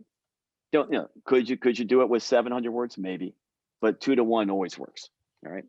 So again, rule of thumb, always try to get the simple things so we don't have to always have discussions with the same people over and over again. It's not too hard to write. Writing's easy and it's relatively painless. Right. It's a grind, like my t-shirt. That's why I wear my shirt. This is grind on it. All right. What should we do with some of these locality words and practice words and things like that? Well, we should, again, this, if you don't know SEO, got to go to search engine land and read that, you know, read that chapter and then come back to this. First, you want to put in the title tags. That's the stuff that shows up at the top of the browser, right? Shows up in the Google search results most of the time. And what I tend to do is do page name, and then I throw a little bit of SEO that ties into my practice, locality practice term, lawyer, sometimes attorney, sometimes law firm. And I put the firm name at the end. So drug crimes, Los Angeles criminal lawyer, Jones and Smith LLC. You know, some folks get very upset if that's over 60 characters or 55, you know, because Google might rewrite it or cut it off. As long as the law firm name's at the end, I don't worry about too much. Google doesn't tend to rewrite it to make it worse for the end user. They tend to rewrite it to make it better. Like even if you have a really short title tag, if you type your firm name in, Google's going to show your firm name as the title in the search results. They're not going to show the keywords that you put in there. They'll redo it. So it's not really tied to the length of the title tag. But if you really don't want to have a longer title tag, or your SEO guy says you can't do that, that's a big mistake, because I have some bot software that told me it's an error. That's fine. Just cut off the firm name. You're always going to rank for your firm name anyways. All right. If you cut off your firm name, you better make sure that's in the meta description, which is my next item. Meta descriptions. Meta descriptions, Google wants those unique per page. Again, this doesn't even show up on the text. This is like hidden text on the page, but it will show up in the Google search results if some of the words that are in the search term actually match what's in the meta description, and you allow it. You can override it if you don't want to use it. You can force it to always. You can force it to always show up if you want. There's different things you can do with the meta description if you want it. But in any case, have unique text and make your meta descriptions unique. Otherwise, you will get warnings about it in Google Search Console, things like that. And make sure that you have the firm name up front, especially if you're not going to use the firm name in your title tag. All right, just do that. You got to let Google know who you are. It helps you with that overall EAT. Remember the EAT thing about trustworthiness and the word I couldn't pronounce in expertise, authority. There. Anyways, you got to have that be unique. And then put keywords in the headings and the text. Okay. The heading, normally you have a page name. You can make that an H1. Again, does it have to be an H1?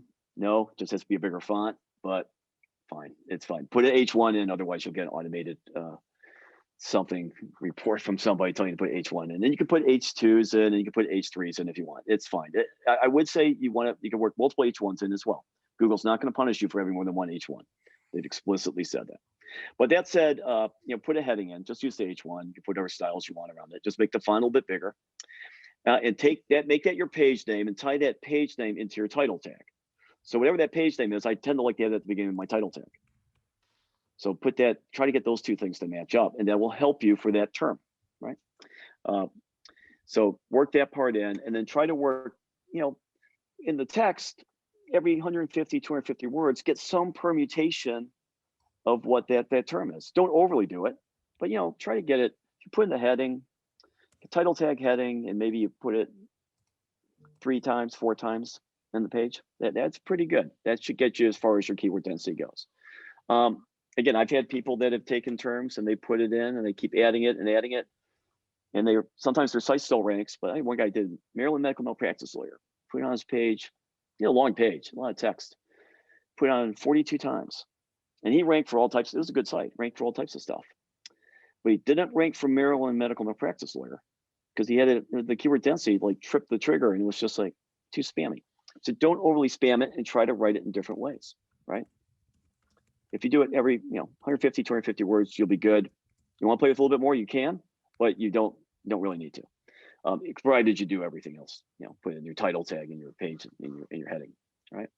And then you can put the URL. I mean, you can put keywords in your domain if you want, as well as your URLs, file names, directories, things like that. The way that the URLs in your domain and directory stuff, the way it helps you is not because you have it there that Google's giving you credit because it's actually in the file name. It's helping you in the links that go over to you. So when someone's linking to you and they take the word car accident, they link to the car accident page, let's say, and you've got this URL that's linking to it, and the link is, Joe Smith / personal injury / car dash accident.html. The words in the link are actually helping. It's about maybe like a 5% value by having those keywords in that link. All right, that help you. It's not make or break. The words that you're linking with are better. Again, don't overdo those either. But there's a little bit of value there. So most people that you work with are already doing that anyways. Don't put 10 words in. Don't make it super long, but 1, 2, 3, 4 words, that's fine. Something like that.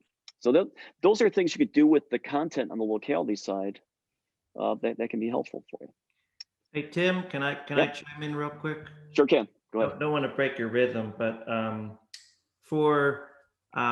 was going to present it, and I thought you'd be better one to do so. And you touched upon it.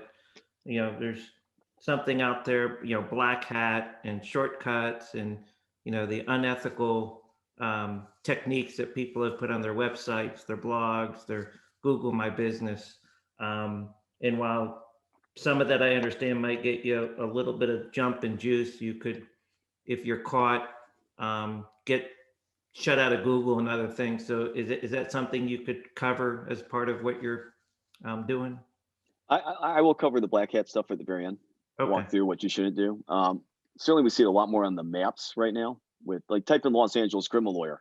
You got, how many firms can be named Los Angeles criminal lawyer? It's crazy. And so my suggestion to Google when talking to them was, if law firms or anybody chooses to pick basic locality terms when you're in that locality and basic practice terms that you're using to match up map results anyways, you shouldn't get any credit for your name at all.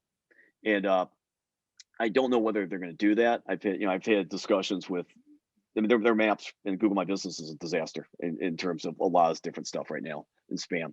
Not just for lawyers. I mean, this is for everything. And sometimes, bad things happen. The New York Times story gets written. They try to fix it for a bit and then goes back to what it was. I do think they're going to fix that a bit with the pay to play to get authenticated at the $50 a month.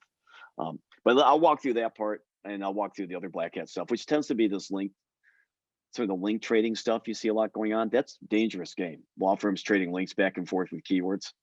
That one goes, they all go, right? One of these guys actually running a link thing with based in Maryland, was running a link trading thing.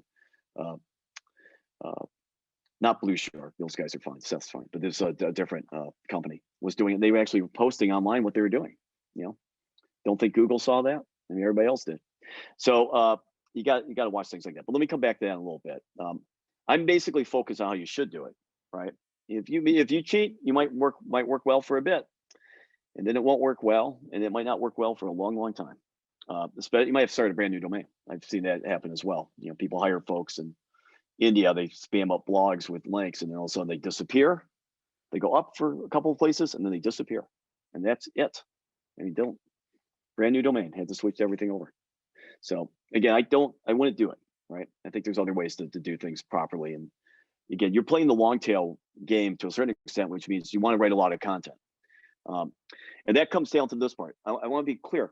The content, you can have mistakes on your technical SEO. You don't even have to have the most links, but you have to have good content. That is a must. So what you want to do ideally is make your website a portal for what you do, right? So you will make a portal for California personal injury law, or Los Angeles personal injury law, or Tucson criminal law, right, or Arizona criminal law. Really sort of make it so that you become like a resource. Once you do that, you can tie it into the marketing stuff. You'll do great, but it requires work. It requires building lots of pages. It requires writing good content, and realizing that every new page on your website actually helps your previous pages. And I'll discuss that in just a little bit. But if nothing else, you should focus on the content stuff. And I know there's some SEO guys out there who go, no, that's BS. It's all links. That's not true. If Google had to choose between having a page that was a great page with no links and having a crappy page with a lot of links, they'll go with the great page with no links every time. And they spend all their time at Google trying to figure out how to get better pages to rank and trying to get away. They understand that this whole linking stuff has been, polluted up, right? So they understand that part. And they're really trying to focus on better and better content. If you write better content, there is no downside to it. No one is ever going to get punished for writing great content. Never going to happen. Not going to happen. And the more content you write that's great, you're going to lift everything up. So focus on that. And the stuff here is legal, right? Make it more legal. Don't make it purely consumer, or if it is consumer, the top part can be, but try to get some legalese in there and try to get the 500 words on the page, all right? Just try it. I mean, that was one of the big things that Google had to do when demand media was dominating every stuff back in the, late 2000 or 2010, something like that, before they did the first Panda update. This company was dominating all the search results, how to change a tire, how to get pregnant, how to hire a lawyer, right? Everything they're ranking for, little short content, Google's first cut at it. And they started by asking for more content. And Google can't always tell you what's the best, but man, they're good at counting. And they know if you write 500 words, very likely to be good. So write 500. Don't even do 463. All right, just go put a sample in. Just write a little extra. All right, that's the big one. The contents thing's the one that matters the most. The lawyer, especially if you're not technical, that's the one you can actually do. And there's nothing that stops a lawyer from writing good content. Put a heading on it. Maybe put some subheadings on as Google starts doing the passage indexing a bit, as will be coming out sometime this spring, I think. So it's been discussed on search engine land, which I'm sure everybody is now bookmarked. Let me go into the technical SEO stuff. So first thing, there's two things about technical SEO for Google that you sort of need to think about. What is it they want? Well, they want things to be secure and fast, right? Well, secure, it has to be secure. If you don't have a secure website right now, if people are using Chrome, your site's getting flagged as being, possibly being involved with phishing or something else. So you got to make your website secure. That's just HTTPS, right? Just make it secure in that part. So you got to do that. And they also want it fast. And Google wants it fast because when you're on the Google search results page, especially on your phone, which is how they're measuring stuff right now, while you click on a link, they don't want you being angry with Google. And even though you click on the link and your site might be the one that's slow, what you're looking at is the Google logo there, and you're getting angry with Google for sending you to a slow site. So Google really cares about speed. All right, speed matters a lot. So secure and fast. All right, we'll talk a little bit about that. The other part of technical SEO is just trying to make it so that Google can figure out what the content is. And that's some of that schema markup. Tell Google this is your name and address, so it can tie in with your maps more easily. Tell Google this is a question and an answer, so Google can more easily feature it. It doesn't mean they can't try to figure it out other ways, but it's helpful to them. And I'm going to walk through what I consider the main core things for the schema markup on different items, and talk a little bit about web accessibility and ADA, which are more likely to be enforced. There are going to be a lot of lawsuits on it regardless after the Domino's case. I'll talk a little bit about that, and I'll talk a little bit about site level stuff. But this is the other finding content stuff. This is really just trying to make it easier for Google. Don't overly do it. Don't pollute it with a bunch of spam, make it unhelpful. Just help them with it when they need help. And there are certain things that you should do. All right, secure and fast. Let's walk through that part. Let's start with AMP. So accelerated mobile pages. And there's an AMP. You go to amp.dev, there's a site there. Again, all these URLs will be at the end of the PDF or at the end of this presentation. Don't worry about that. And there's how Google uses AMP, right? Google has a whole little center here on AMP on their developer side. But in particular, what's important here is that AMP pages get into the Google cache. Google actually, with AMP stuff, you have your website, you make a full copy of it with this accelerated mobile pages, these very light pages. It's like simple HTML, right? Nothing special in and of themselves, but it's very light and it works great for mobile because it's light. It just doesn't have a lot of extra stuff in it. But Google you make your site, you make a whole duplicate site of these AMP pages, which you could just host anyways if you wanted to, but normally you associate them with your main sort of responsive website desktop page. And these AMP pages, this whole AMP website actually gets picked up by Google and they host a copy of it, all right?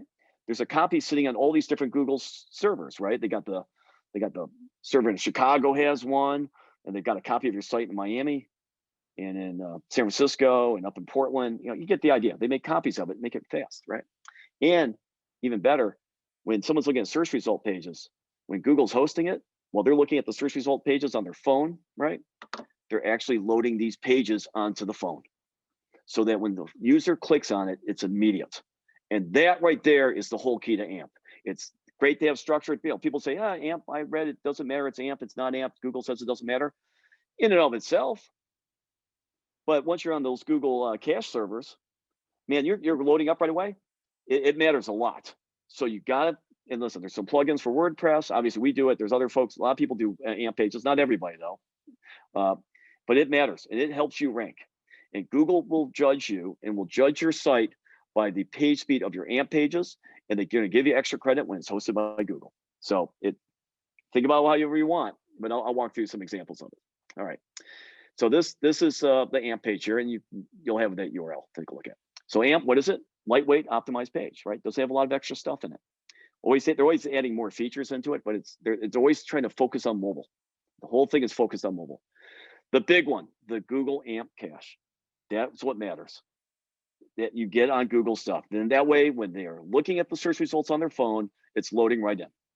They're loading in, then they click. It's already on the page. Already on the phone. In fact, they loaded like 10 pages on the phone, right? Let's show you an example of that too.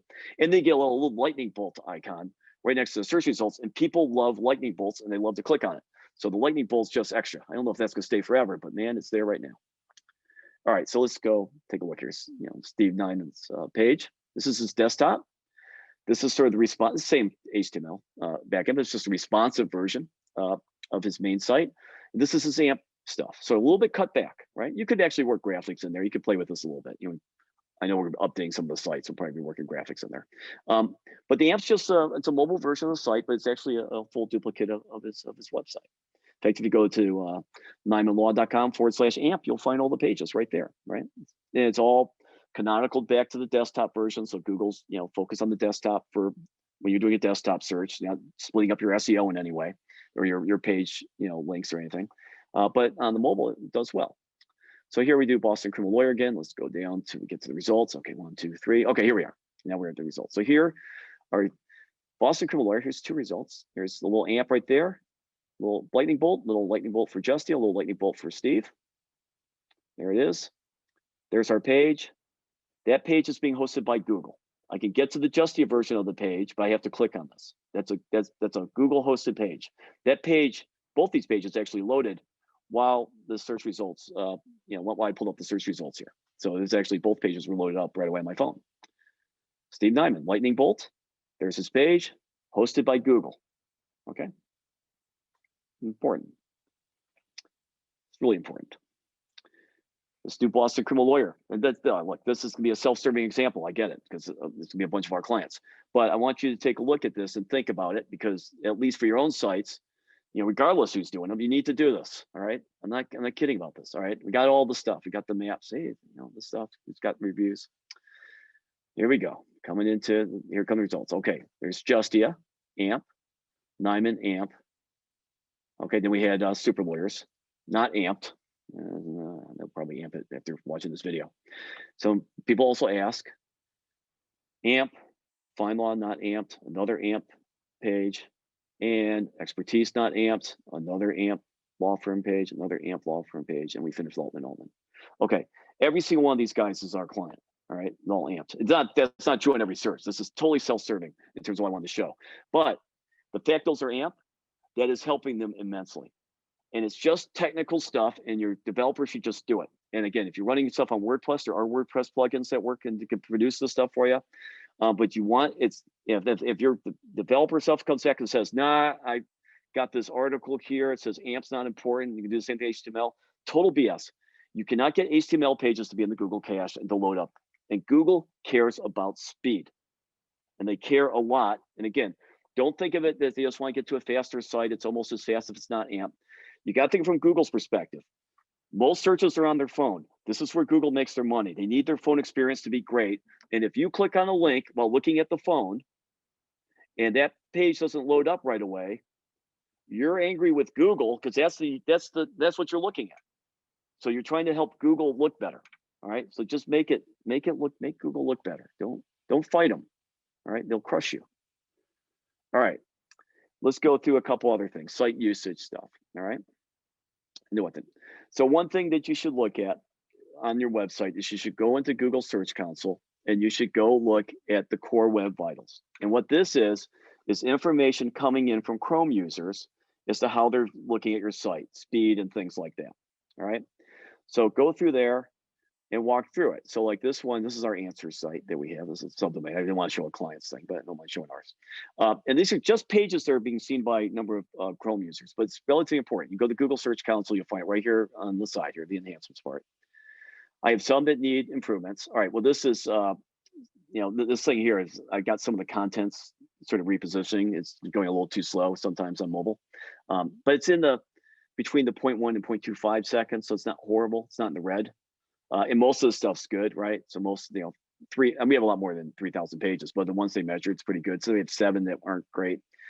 I'm not gonna yell at anybody for 7. That could be, maybe a server slow for a second. It's not horrible.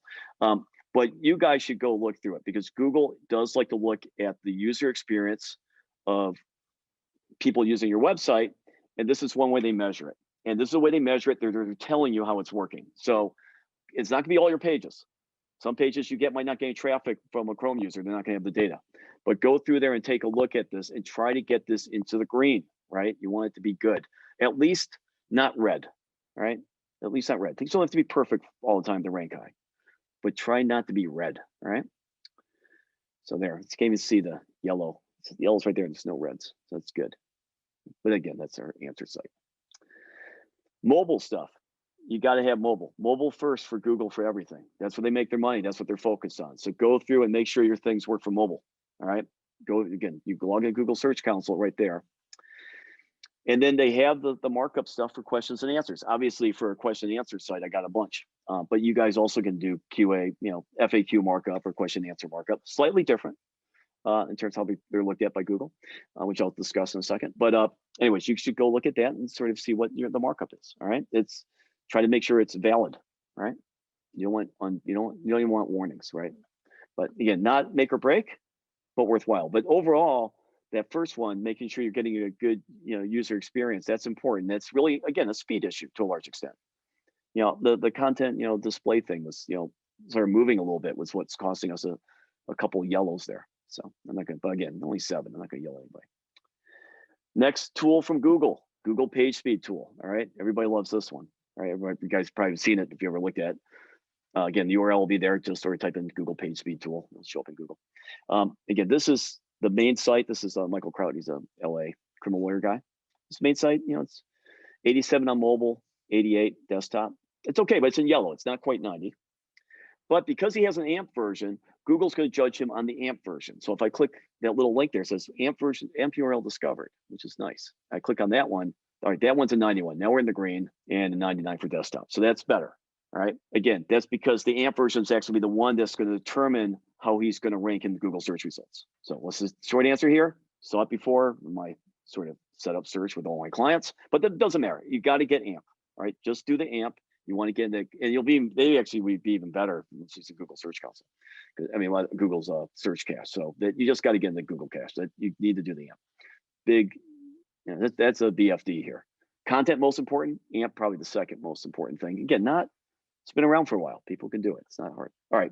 Couple things I see randomly interfering with my page speed stuff. Google Tag Manager. If you've got people putting in tags, make sure your guys know what tags they're putting in. Junk this stuff up all the time, because the developer can't tell what's being put in because it's coming in from Google and they're loading stuff up. You got to let people know what's happening, okay? Tag Manager, number one place I see a bunch of crap being put in, and you're tracking 50 different advertising campaigns and this, and I got my geofencing thing over here near this hospital and this and that, whatever. Fine. But if you're tagging it all and it's clouding up everything, you can actually slow down your website and it'll harm you. And figure out, maybe they should be able to do a better job in what they're handing over the third parties. But again, not a big deal for most stuff, but for some stuff, I see this killing folks every once in a while. Not killing, but not helpful. And if you want to find more stuff about some of the technical stuff, go to Web Dev. It's their Google site. Again, the URL will be there. They have a whole bunch of stuff. I'm just do little baby stuff. All you got to hear was you need to do AMP and check Google Chrome stats on Google Search Console. That's really what we just covered. Said slightly slower, but that was the key thing. All right, next part, technical SEO. And I'm going to try to keep going quick. So The last parts are actually the easiest part, so it's not too bad. This is just trying to help Google find content. All you try to do is make sure it's easier for Google. They'll try to find it anyways, but why not help them? All right. So page level, web accessibility ADA. So we just saw, remember we saw this previous one here. I walked through, hey, put the keywords in the title tag, right? In the description. I was doing that. Two other ones I want to talk about for web page markup: schema markup and web accessibility, the ADA stuff. So schema markup, I'm just going to focus on the three that I think the most important. Breadcrumbs, so Google understands the hierarchy of your site. NAP, the name, address, phone number markup, so you can tie your website into your Google My Business to help you on the maps. So that's sort of key. And then a little bit about questions and answers, FAQs. They're slightly different, but I'll discuss that sort of at the end here. But I'll show you that. All right, let's walk through that, and then we'll go to the other part, the web accessibility part. For schema stuff, there's schema.org, which is, Google spends a lot of time with. It has sort of the overall schema that's used for markup, right? It's like HTML, somewhat technical. Google also, in the Google Search Console area, sort of the old Webmaster Tools help stuff, has their own list of the schema stuff that they're focused on. This gets updated periodically. Hey, look, here's, so you have an article, you have a book, right? Here's breadcrumb there. There's a bunch. There's a bunch more here, right? You see, they've got the little sliding bars. I'm like, well, 15% of the way through here, but there's a lot of stuff, but it's not everything in schema.org. It's just stuff that Google cares about, and you should care about stuff Google cares about, right? So you want to take a look at this. The three I'm gonna look at are the breadcrumb stuff. I'm gonna look at the NAP and then the QA stuff, because that's the most important to personal injury law firms and to law firms and basically for everybody. First, schema breadcrumb stuff. So here's the breadcrumb stuff. There's his breadcrumbs that Stephen Iman has for his marijuana possession page. It's not even a crime in California. And here's sort of the schema markup here, right? You got a little breadcrumb list here. You got the schema.org, see there. It shows the same, but I got this little schema stuff around it, right? Little schema things, right? And I type in marijuana, Boston marijuana possession lawyer. Hey, there he is. And there's his schema right there at the top. It's nice, right? It's good. So what's going on? And how does the stuff work? So he's got a criminal law site. Say he has drug crimes, property crimes. If you're personal injury, this might be, car accidents, medical malpractice, right? Something like that. And then you have sub areas, drug trafficking, drug manufacturing, drug possession, shoplifting, auto theft for property crimes. And that's fine. You're sort of building this hierarchy of pages, right? Now, they're not the same. They don't have to be in different folders or something. They just have to have a hierarchy in terms of how they're presented. And that hierarchy is being presented by the schema markup in the breadcrumbs. That is the easiest way for Google. Much easier for them to do that than try to figure out what folder structure you have pages in. Because folders are all over the place sometimes. Something blogs, it's in two different categories. It's hard to figure out. Or everything's at the top level. A lot of times, we're keeping things at top level stuff, but the schema solves all those issues. Just making it easy for Google to figure out the hierarchy. All right. So criminal law, it's got drug and property crimes. Both those two subpages actually help the parent page, right? They help it. The criminal page would rank by itself. By having two subpages, I'm actually, within its hierarchy, I'm actually promoting that one. Same thing, drug trafficking, the drug possession. All those pages help their parents rank higher. So just by having shoplifting, auto theft, my property crime page will actually rank higher in Google. And they also help the parent page at different levels because they have slightly different pages. Same thing, you have car accidents, right? You have types of injuries from car accidents, you have causes of car accidents, and then you have, types of drivers. Those are your three subpages. Underneath there, you come up there, right? Distracted driving, and then you have texting while driving, using your cell phone, right? Senior citizen drivers, something like that. Causes might be highway design, product liability, stuff. Injuries, broken ankles, back injury, some things, head injury. So you've got to figure out what your hierarchy is. And then that hierarchy will actually end up driving the top level pages. That's why these guys tend to rank better for a lot of their internal pages, is they actually have a hierarchy underneath it. If you do the minimum and you put up 10 pages of personal injury stuff, fine, you got 10 pages. But if you put up a whole set of pages underneath your car accident, whole set of pages underneath your truck accident, it's gonna lift everything up. Again, provided the pages are good. Don't write crap, it's not helpful. All right, so that's the first one. Schema markup helps you overall on your site. I'm now going over, but I'm going to keep going. If people want me to stop, they'll let me know. But otherwise, if you have to go, there'll be a video, so it should be fine. Schema markup for NAP. NAP means name, address, and phone number. And you want to have schema markup on NAP because the NAP that you do it on your website, especially if it's the website for your Google My Business page, you want to make sure those names match up so it helps Google figure out these two things are connected, right? Same name, address, phone number as you have on your Google My Business page. So it lifts it up. Again, your Google My Business page, your listing there will rank higher if your website's stronger. So the website SEO does tie into that, along with other things, along with reviews, along with actually the name of the firm, a lot of different things to tie into it. But the organic SEO, all other things considered, is one of the strongest signals to Google in terms of what to rank. But you got to sort of help Google make sure that they understand what's what, and putting the NAP schema markup helps them with that. So this is at the footer of his site. We have the schema markup there, okay? It's just schema markup. It's simple, no big deal. Everybody can do this, not a big deal. It's just some markup, you go read it. Just put this, these are like hidden little fields that sit around the address. Totally appropriate, you should do it, all right? Nothing crazy. The one thing I'm gonna mention is that I get a lot of requests that come in for the type attorney, all right? It's deprecated. They're not using attorney anymore. Everything's moving up to legal service. So just use legal service. People tell you need to use attorney. Schema.org is getting rid of it.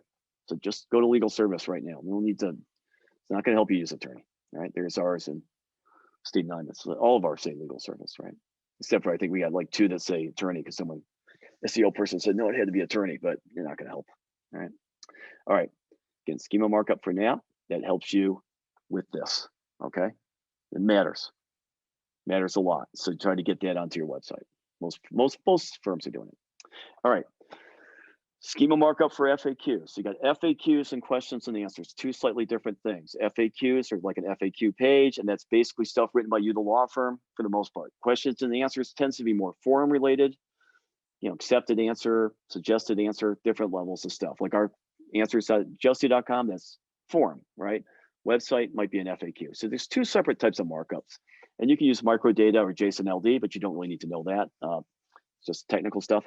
But anyways, it's basically this stuff. How can I get into the people also ask, right?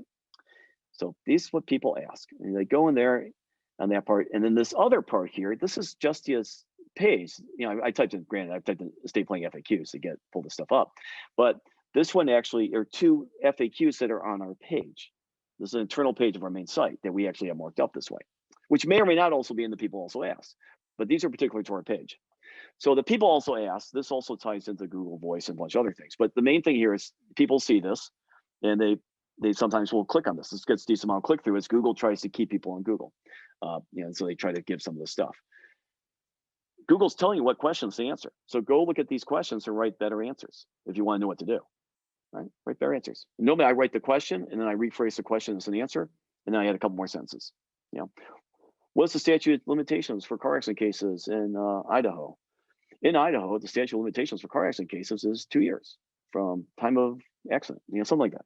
Just rework it, and then you can put more details in if there are exceptions for municipal vehicles or something like that, you know, federal vehicles, whatever. But anyways, you click, every time you click on a show more, those little arrows there, they'll give you like 5 more questions. You'll run out of questions to answer, right? And then just write a better answer than what's there. And then put the schema markup around it, okay? For your own page, what's nice is it gives you more height. Not a huge issue on the desktop here, right? First, there's a people ask. This is one I clicked into, and it's going to start giving more questions and things, just so you have to see what it looks like. But this one on the desktop, you know, if I expand it, I get a little bit more vertical space here, right? That's all coming in just because I did some markup on that page. But it's really helpful on the phone. We get a lot more stuff. The one thing here on the ones that you put on your own site, okay, for ones for here that you're expanding it out, make sure that you put a link back to your site within the answer, ideally within the first sentence. If you don't, people will read the answer here. You'll get more impressions, but you'll get less traffic, and you got to get people to your site. So you got to put a link in this answer over to your site. All right, those links get a decent click-through rate. It's beneficial to you to have an answer here, a question answer here, if you have that link there. If you did not put that, if we did not put that link there, we'd be fine for rankings, but we'd actually get less traffic. And at the end of the day, who cares if, I don't say cares, you care that people are reading your answer, but you really want people to go contact you, right? And this is easier, you get a decent click-through rate on these things. So you should do that. A lot of studies on this that have shown this as well. It's certainly true with our clients. Again, here's the mobile version of it. So here's the thing on the left, just the way it comes in. And then I expanded it out and it got a lot longer, right? So that's a lot of vertical height for a mobile phone device. And again, it works for a personal injury. Everybody says that's because Justia had an FAQ page. Well, here's, Miller Zoyce's med mail page, and there you got a couple in there, and I expand that out and it expands out. It's a lot of vertical height. Works out quite well.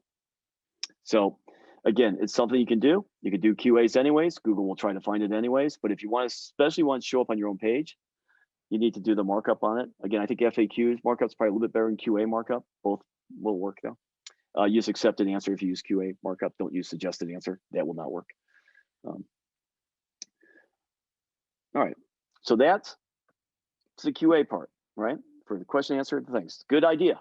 Just, you should do it. Not a necessity, but a good idea. It also ties into featured snippets. Most featured snippets you see tie into a question and answer. So a lot of times if you do the QA markup, you'll also get a featured snippet. This is one where there's two. Look, there's two featured snippets here. What are the two featured snippets? What are some car accident injuries and how do you recover from a car accident injury? Okay, that's two good questions. Two featured snippets.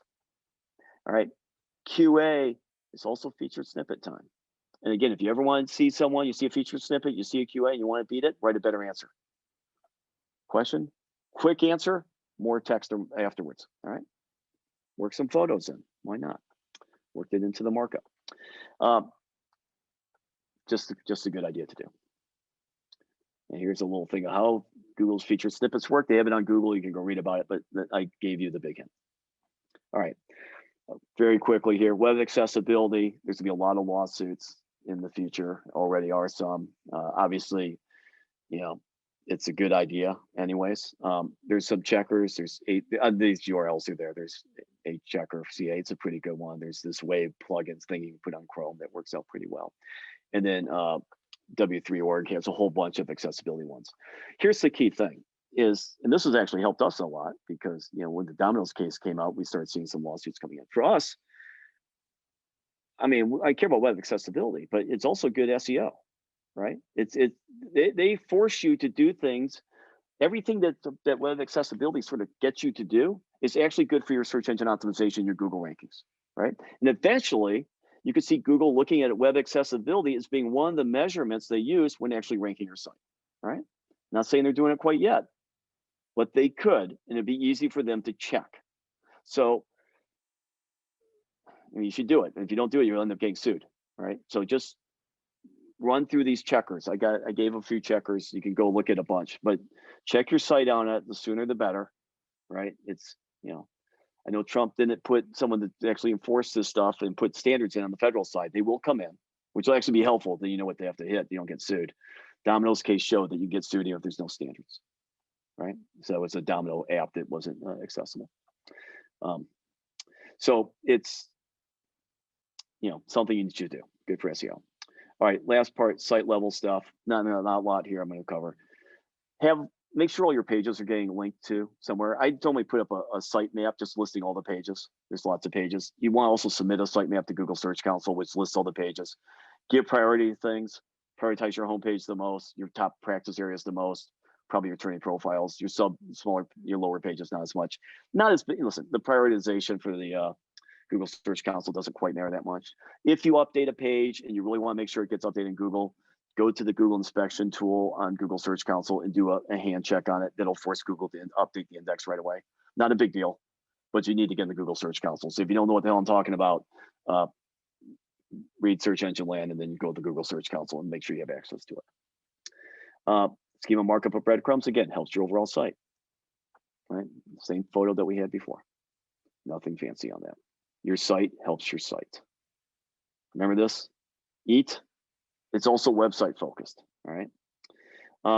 The biggest stuff I see here with law firms is when they bring their blog. I always recommend having external blogs because I think it's better to sort of do the cross-linking stuff a bit, gives a little more control. But when a lot of law firms, especially on the PI side, just saying, have brought their blogs to be internal blogs, which is not hard to do. Anyone can do it. And then they have like really crappy blog posts. And the crappy blog posts, besides losing a lot of the value of the links to the site, destroy the site. because it's horrible. You take really something that's been thought about and written pretty well with a bunch of crappy, quick, hey, an accident on I-70 blog post, and you end up with crap and you end up falling. So if you're going to bring your blog in, if you're going to put content up, you got to really make sure all your content's good. I would start making your content good before I start adding new content. But that happens a lot. I've seen that a lot of times. Well, I brought my blog in, my site fell. Well, let's look at your blog, right? You got to make it better.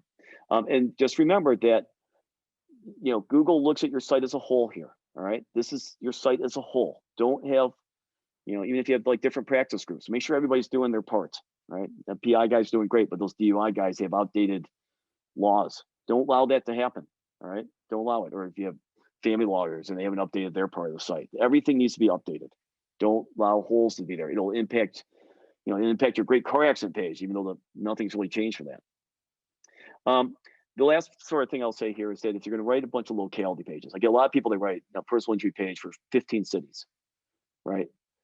That starts to junk up your site. So if you're going to do that type of stuff, make sure that you have localized information that's really localized. Don't write the same page over and over again with just different words. Hey, I got through Copyscape. That doesn't matter. It's going to be basically the same page. Google will start looking at it as a spam sort of Mad Libs type of thing, with slight changes.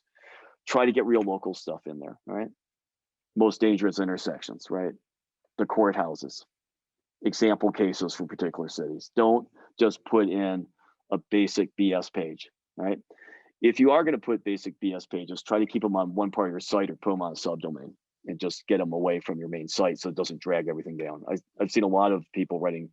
And by the way, it worked for a long time. I'm not saying it didn't work for a while, but it ain't working this week. So to keep especially on the PI side, get a lot of these practice area locality pages. Try to keep your craft stuff either on a subdomain or put it somewhere else. Craft stuff, very technical term, but it's fine. Citations, last part is links. Get links to your site. Here, it's not as hard as you think. It's much thinner than most things. There's a couple places that'll help you with Google My Business for citations, but they'll also get you links to your site. So Yext does this, WhiteSpark does this, Bright Local. There's a bunch of others as well. Yext is the one that most people use. They, $2 billion company now, basically by having exclusives for Yahoo for a while. But they will update a bunch of different directories, lots of them, and that's worthwhile to do. They'll put your same description everywhere. All right, so that's fine, but you get the same stuff everywhere. If they do have subscriptions every year. If you don't do it every year, sometimes some of the directories will revert back to old data, which seems stupid. Why would they go back to old data that was wrong? I wouldn't overly worry about that. If it's old data, Google doesn't really care about. If Google knows about those directories that do that stuff, and they don't really care about it, but Yext will tie it in. So if you really want to keep everything exactly the same, you're gonna have to pay them every year. You'll get the ones that really matter by doing it once, but you should probably look at doing that. WhiteSpark, they'll do it. Let me go back here one. I'll go back here. WhiteSpark, they actually do it by hand. They give you the hand logins. This is better if you're trying to control your own reputation. If you want to control the search results for your name of the firm, like you have something you want to push back. Get the logins to all, you can do it yourself as well. Get the logins to all these directories and fill them up with unique descriptions. That way you don't have duplicate content on the directory side, which you don't normally care about too much because you're not worried about image ranking for the most part. But if you do care about that, to push something down, sign up with WhiteSpark or do it yourself. Log into City Search or some of these other merchant circles, some of these other directories, and start writing unique descriptions and then add links to them from your blog, your website to make sure they're indexed by Google. And Bright Local is just one more of them. It's fine, but you should certainly at least use their checkers. They'll try to scare you sometimes with bad directories, but at some point you want to do at least one of these. All right, you just want to do it just to try to get your stuff tied in with Google My Business. It is important. And then you should sign up with different lawyer directories, right? The best lawyers and super lawyers and fine law, Martindale, which is also lawyers.com, right? Lawyer.com, right? Justia. Our profiles are free. You'll get all the SEO stuff you want for free from us. You do not have to have a premium profile. So if you're looking to get some links, you get a link to your site, your blog, that's fine. You can, not a cost on that part. If you're just looking for link stuff there. If you want a better looking profile, pay a little bit, but our free ones are pretty good looking too. But anyways, that's a good one for links. I can tell you that right now. Only you don't get extra, no follows on the ads. The premium placements at the top, those are no follows. Only the organics have that, and that's for everybody. You do not need to pay us for that. Avo, right now, you're only going to get links if it's paid. They have the one link with the no follow. All the other links underneath there have follows on it, so it is kind of paid links if you get it. But anyways, it's Avo. it's a good site. People use Avo, so you might want to think about it. They do have some brand recognition out there. They're decent. And, they have Avo, lawyers.com, Martindale, and Nolo. Anyways, in general, I say don't pay for links, but don't expect any SEO value from a paid link. All right, that's the one thing I would say. If you want to get a profile, you probably won't get any SEO value from Avo because it is a paid link. But same thing with certain things on some of the other sites. But if you're going to get value out of it, treat it as independent. Google just won't give you credit for it. I've not seen people getting punished for having Avo profiles by any means. And then again, this Chris Dreyer stuff. This is stuff that David showed earlier. They have a bunch of directories. This is sort of where is it? Ahrefs, wherever the ranking is from one of these other services. So you should get all the lawyer directories, get all your lawyers in there. And if you want to do better in these directories, you should fill out your profiles, because almost every single lawyer directory out there on the organic side ranks them by how much your profile is filled out. I know we do. So you want to show up higher, and that gives you LII directory, OIA directory, a bunch of other ones where we share data with. Fill your profile out. All right, it's not hard, and it's not hard. I mean, people just going, I got my link, but you better have a link higher on the page. I'm just going to say. So that's true with everybody, though. You should always fill out your profiles, and you should spend some time on it. A lot of people use directories to find lawyers. You'd be amazed. They want to compare people. They don't want to just go to a website. It's just the way it is. For blogs, ABA Journal, our blog search, make sure that these blogs are good. Neither of us will link to crap per se, but we get a lot submitted. And it has to be a real blog. It can't just be a part of your site that's not a blog. It needs to be real blog posts. But those are the best two to link to from a lawyer blogs. All right. You should set up social media stuff. These links do get picked up periodically, and you should certainly set it up for your company. All right, on the main three at least: Twitter, Facebook, and LinkedIn. But if you're doing Instagram, things like that, they have public stuff, things like that. And then Ahrefs, Majestic, and Moz. All right, so these are services you can pay for, and what these are good for. A lot of people take these, they say, okay, I'm comparing my Ahrefs ranking with someone else's. That's fine. That's what they index and things like that. Don't worry about it that way. If you want to see how you're actually doing, go look at Google Search Console, right? That gives you what Google sees. That's your Google Search Console is what matters to you. What these sites are good for, though, are finding places that people are linked at. So you go here and you search your competitors, and then you find their backlinks, which isn't the full set because they don't index like Google does. But you find backlinks, and if it looks like it's a legal site or a local site, and it's a free link, a link that doesn't cost money. You don't want to be paying for links if you want to get credit for it. You might want to submit your site to that. All right, so these are great places to find backlinks to get for places to submit to. Treat it like that. Don't treat it necessarily as a comparison tool with your competitors. Treat it as a place to find places to get links. If you do that, you're in pretty good shape. What you'll find is lawyer directories are pretty good, right? The ones I mentioned, like Law Link, there's a community that's called Law Link, interesting name. There's a bunch like that. You'll find places like that, but also local ones. That's a good idea. These are good tools for that. All slightly different answers on all of them. And sometimes they do different, people switch domains. Sometimes you can figure that out, combine the two domain names over to see where the backlinks are coming into. They aren't quite as good about that as Google is itself, but something to take a look at. All right, that's the citation stuff. Final resources stuff, I'll sort of fly through. Search engine land, we already talked about it, right? Plus those ones I just showed you as well. I think Moz has a great community, a lot of articles there, they're quite good. These are legal guys, Mockingbird, right? Conrad Sam used to run Avo's marketing for a long time. This is Guy, Attorney Sync, has some good posts on there, very technical. Paper Street, right? And that's, by the way, that covers the Michigan, Florida stuff that me and David are all about. So Michigan, Florida, right there. 2 Michigans, 1 Florida, right there. Paper Street has some good stuff. Down in Florida. Our blog, our blog's been getting better. So look for betterness. It's okay, but we'll be getting better. But it's there. There's a Google marketing stuff here. You can find stuff about analytics, right? They've got Search Console stuff you should be using. Google My Business is using. These are just the heading pages. There's a lot more detailed stuff in here in terms of information. There's the Google Page Speed tool that I showed you earlier. They've got rich results test that Google has. Again, that's a good one to test for like schema markup, things like that. And there's this thing with Google. It's an easy way to test your site out. Very basic, but it's a nice way to just take a look. It's pretty looking. obviously, if you get a developer, Google developer stuff has incredible amounts of stuff here. A lot of it that's aimed at search. And so there's a whole set here in developers for Google search. And again, you should go check that out. A little bit more technical, but that's, it'd be a different discussion that I'd be having if it was a technical discussion, but that's quite good. And here are the links. I'm just gonna go really slow so we can stop the video if you need to. Right? And the left are at the top, and there's my contact stuff. I'm always happy to contact with people on LinkedIn, and there's some Justia social media stuff. And the Hug Pugs on Facebook, 5 million or over 5 million fans on Facebook. So if you like pugs, right? And that's Stan the Dinosaur. I don't know if you know Stan the Dinosaur is, or Google with my pugs. So that's it for me on that. Let me stop sharing my screen. Again, LinkedIn, you can always connect to me there if you want to. And I'm done. So I went over a bit, but it's fine, I hope. Okay, that was fantastic, Tim and David. Oh my gosh.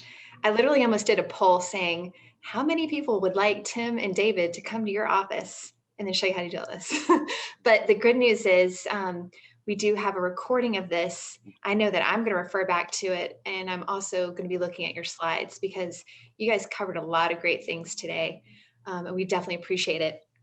I do want to jump to some of the questions that we have, but I wanted to ask, do either of you guys have any more that you want to talk about when it comes to the best practices and the avoidance of black hat techniques or the ethical promotion of your practice? Yep. Will we go ahead, David? Or Yeah, I'll defer to you. Okay. Yeah. So the black hat stuff, there's a couple things. One is where people make sort of these crazy type landing pages to try to trick the search engines. That's always been caught, and Google's been pretty much against that since the beginning. That they'll just punish your whole site. I've seen them take sites out. We see a lot of people doing the link stuff. They go out and they hire these companies that say, we're gonna get you tons of links, and they do the links and they do it with keywords. So I'll see the word, New York personal injury lawyer, and they'll give you thousands and thousands of links with these words, and then your site again starts disappearing, and you can try to get rid of them. You normally will get an alert from Google that you broken their rules. Sometimes you won't though. Sometimes they won't give you the rule, but you'll just start dropping, especially for that particular term. I see that a lot on that part. That's really probably the biggest black hat, is this linking stuff that goes on. Hidden text on the page, you shouldn't be doing that. And I think the biggest thing right now, which has not been addressed by Google much at all, though they constantly rotate the people, is the massive amount of spam going on Google My Business and the Google Maps. It is unreal. And again, you go, not everywhere in the country, but Los Angeles, absolutely. So if you are going to use keywords in your name, because I'm not going to say it doesn't work, it does work, right? You do see it working. Make sure that you do a DBA or something else to try to get that stuff in there, and then use it on your site and use it on your stationery and use it on other things. And obviously have some signage with it, right? Whether that's your business cards, your outside signage thing. Outside signage is the best. But if you have share an office inside signage, or just the kiosk stuff. So you can do it, and it's okay with Google, right? But you were almost guaranteed to be reported by somebody, and then you'll rotate out, and then it's hard to come back. But it's something I expect Google to change, and I do expect them at some point to not to give credit for words and names that are basic search terms. And I do think that they are also going to start charging a fee to be like the screened, like they're doing with the local services ads right now. They're going to move to this charging per month. It's a huge amount of revenue for them, and everyone's going to pay it. Who cares about Google? And they're all going to pay it. And if you don't pay that, you'd be underneath those results, but you end up paying. So everybody's going to pay $50 a month for each office, and that also will help cut down on some of the spam. But I'll give an example. There was a call center that was called Slip and Fall Knoxville, Slip and Fall Miami, Slip and Fall Detroit, Slip and Fall. They were ranked. You typed in Slip and Fall lawyer, any city, they were there. They were the maps. Sometimes they had the whole right-hand side. And I called up the Google folks. I said, hey, come on, this is BS, right? Type of thing. I talked to the phone. And I got to their first level support people, which, not based in the United States, but they were trying to explain to me, and they called up the Slip and Fall people. They said, no, it's a real law firm. It's Slip and Fall. They actually thought that was the name of the firm. So sometimes you talk to Google support, you think they understand the US legal system. Don't believe that for a second. Now, eventually I went up, I talked to someone differently, and they got that sort of taken care of, although it still pops up periodically. but it's a mess. And that's the biggest spam. I do expect some major repercussions in the legal area at some point. Again, it hasn't happened yet. I keep waiting, but I'd be really careful on that if I were people. So don't, I mean, there's no need to cheat Google. If you're willing to write the content and do what you need to do, you'll be fine, right? Just do what you need to do. It's not, this isn't crazy. The people that should win this game aren't Justia's clients. It's whoever it is who writes the best content. That's who should win, right? It should be the best content wins, and that's what Google wants. So write the best content and then you can win, right? Regardless of who your tech folks are. Just make sure they're doing things right. But most people can do anything that I suggested today. But just, you really got to focus on content. There's nothing more important than that. That is going to drive everything that you do. Absolutely. Thank you so much, Tim. And then Dave, did you have anything else to add, or are we good on that one? I can just go ahead and start getting to our questions. Yeah, just the one note, I've seen a lot of services that guarantee to get you reviews or Google reviews. I've never used any of that stuff. You know, every one of my reviews is a real one. I just don't want to take that shortcut, and I don't want to risk all the work I put into my Google page to, like Tim says, to cheat Google. So let me add on that. I have seen people use these services, and I've seen their Google My Business listing disappear. Totally, just not just the reviews go away. Their whole listing disappeared, and they had to go through a whole appeals process. And a lot of times these guys are using people overseas, and they're doing a personal injury lawyer, you know, Miami, and they're doing a carpet installer in San Antonio. And they, you know, you ever go look at the profile who reviews you, it's really bad. And they don't keep the IPs. And it's pretty easy for Google to check most of these. I wouldn't do it. I wouldn't do it all. I would really try to do what the right way that Dave is doing it. Okay, perfect. And so now I'm going to get to these wonderful questions. But before I do that, I'm bringing Ted Mullis, who's the Director of Marketing over at HMR, in real quick to do our announcement, because he's going to tell us who the winner is of the 4 bags of freshly roasted proven coffee. So how are you doing today, Ted? Oh, I'm not doing so good. I've got tons of homework now. I know. I've been taking notes like left and right. So it's this has been a fantastic webinar. Oh, thank you so much, Ted. Yeah, I've had a lot of people. I'm getting so many questions about, can I get a copy of the PowerPoints? And, you know, is there going to be a recording? And absolutely, yes. After this webinar, I'm going to email everybody the links so you can download David and Tim's presentations, because they're pretty large, but I would definitely download them right away. That way you have them on your computer. And then next week, I will be able to email everybody a recording so you can come back and replay all this great information. But anyway, tell us the good news, Ted. Who is the winner? All right. So this week, or today's winner is Eric Bastrachia with Basta Legal in Miami, Florida. So congratulations. Yay, congratulations, Eric. I've actually seen him on several of our webinars, so I'm really happy to see that he won today. Anyway, enjoy the coffee, Eric, and Ted and I will be in touch with you after the webinar. Thanks for joining us, Ted. Yeah, you're welcome. Have a good one, and thanks for all the great information. Absolutely. And so let's get to our first question. This is back when you were presenting, David. Ellen would like to know, what do you consider a small or a low budget when it comes to marketing? Oh, that's a good question. Well, I haven't quantified it, because basically I use the graphic designer on an as-needed basis. I think he's like $45 an hour. I have a website with Justia, which is a flat rate. And I've written about 250 pages, and it's unlimited customer support. So the more I do, the more it doesn't cost me. It's not a limited on that end. I guess the only thing where I've spent money, so to speak, a little bit of the sponsorship, not much, like $2,500 for the ballet. And I told you what the coins and cards cost. So to me, low budget is very low. I can't quantify it, but I just use what I need. And it's compared to what other people do, it has to be a lot lower. Okay, great. And then this question comes from Todd. He'd like to know, how do you address Google reviews that are negative and posted either fraudulently, maliciously, or in error when Google will not remove them? Well, Tim could probably answer too. Google's, especially with COVID, they shut down their Google department or limited it. So it took me a year to remove a picture. One of the another lawyer posted a comment on my page, a nice one, and he somehow attached a picture, but it wasn't me.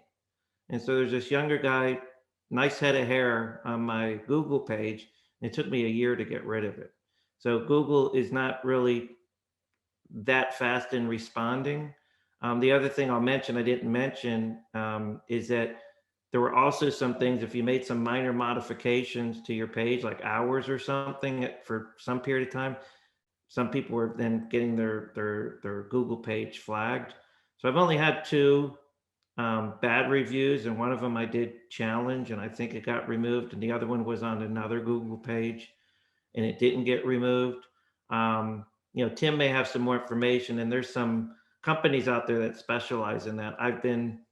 Because I kind of follow my own rules, and upset people haven't gratuitously gone in and dinged me, and I don't just do a blanket email out. I've been kind of lucky not to have that problem, but Tim may have some more information, because I know that he has people in his office that focus on Google My Business. Yeah, I mean, so there are a few things. One, you can have people flag the review. That sometimes can help. Not one person, but a few different people.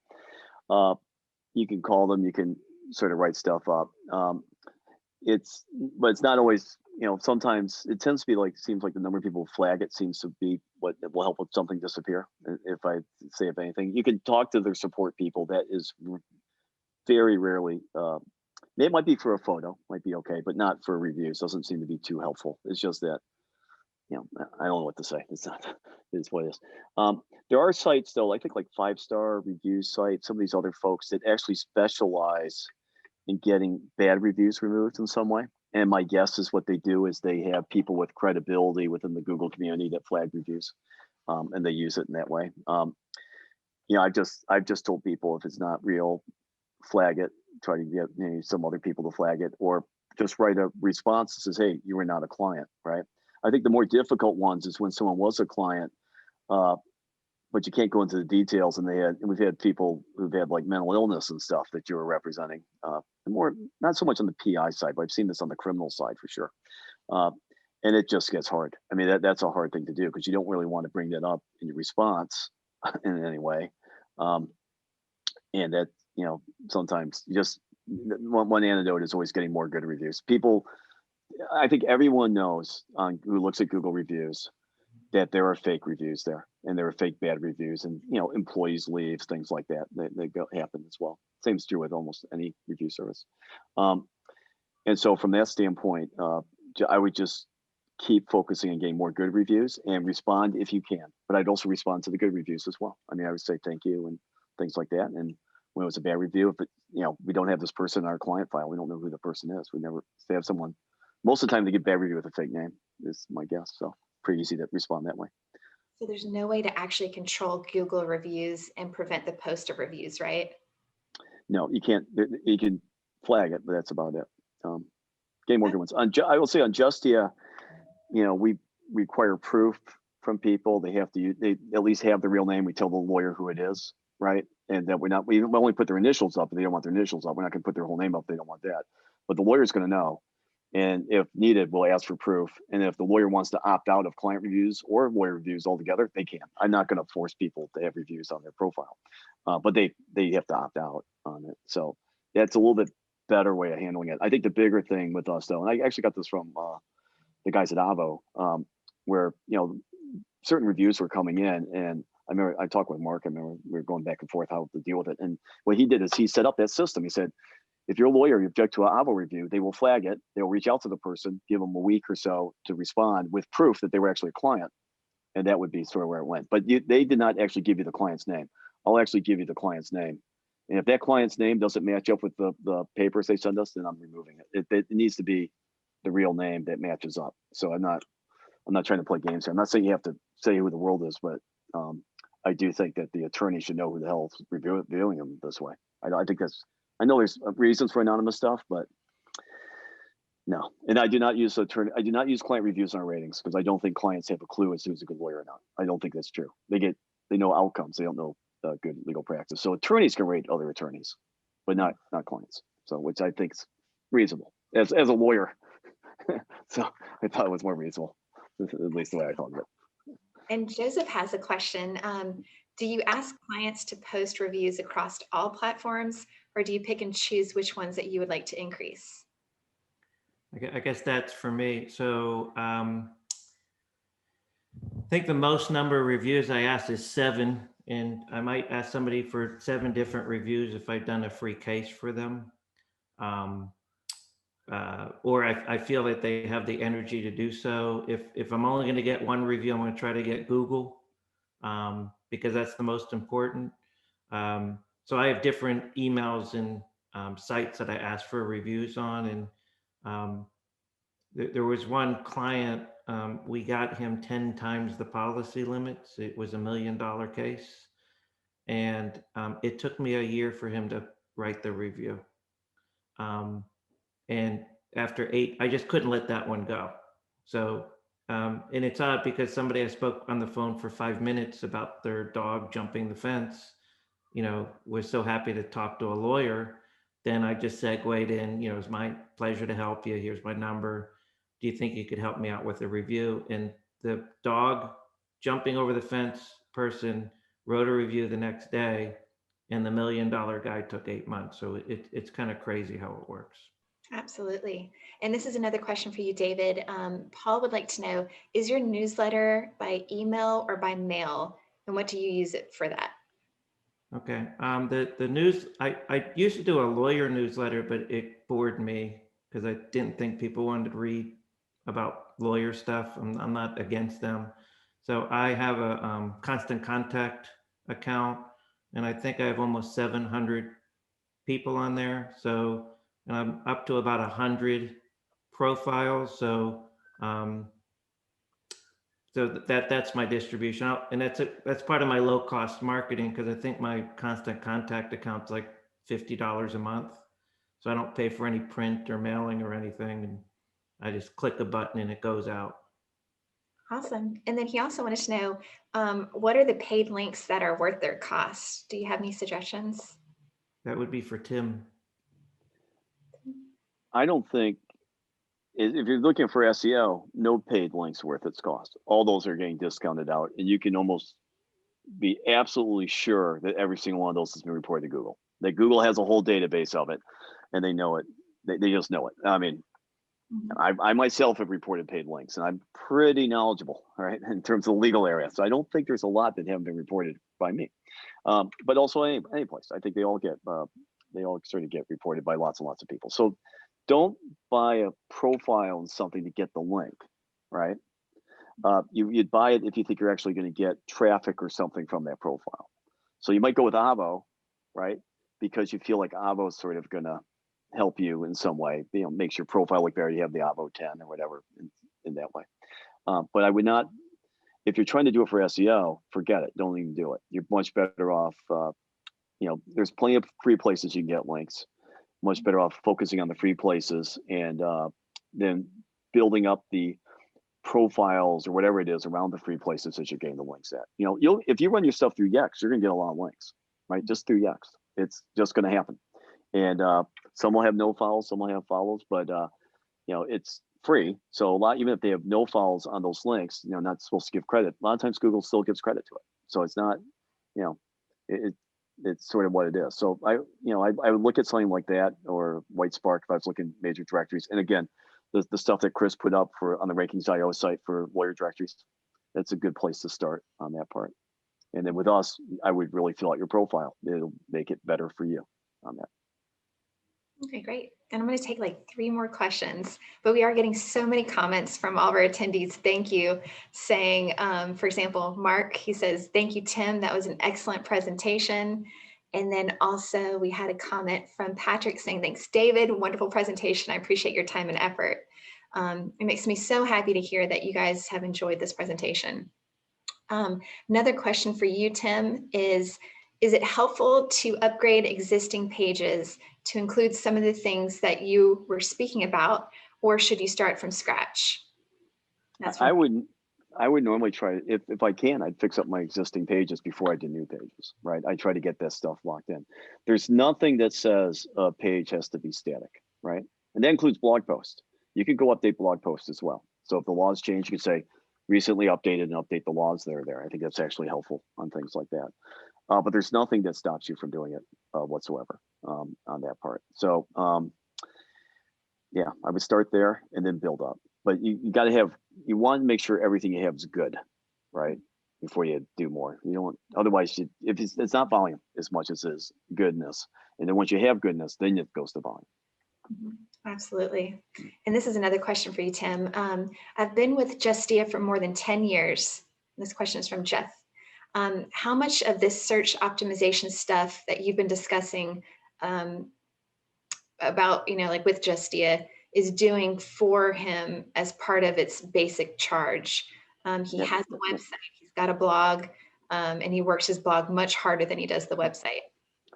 Yeah, I mean, we don't charge extra for any of this stuff, so it's just sort of built in. I mean, a lot of times you'll see us update lots of stuff, you won't realize it. Like we did massive updates for the web accessibility, ADA stuff, things like that. It might be obvious, but if you saw some of your Google Forms change, all the AMP stuff we just did, right? And we've had, almost everybody has wanted to keep AMP. I'm going to say there are a couple people that asked explicitly not to have AMP pages, which I don't know why. It's much better for them. So we just sort of keep doing that and keep adding stuff up. So there's a lot of background stuff that will periodically happen. Most of the time, it does not impact the look and feel of your site. If it is going to be some structural thing that we need to do, like the ability to drop through navigation stuff for ADA compliance and things, we'll normally do an announcement of it, or at least announce that we did web accessibility updates. And then you might see if you use certain types of browsers, it might look different to you. But for the most part, it'll look pretty much the same. But it changes, quite a bit. But it's not, to me, it's really the bigger thing for our clients or for any clients is really, are they spending time writing the content? And I think if you're spending time on your blog, that's really good. I'd also, that little thing I said about the schema and the hierarchy, building that up, I would keep writing pages for that too. I try to build up my practice area pages with some strong pages underneath. It's basically what David does. So, yeah.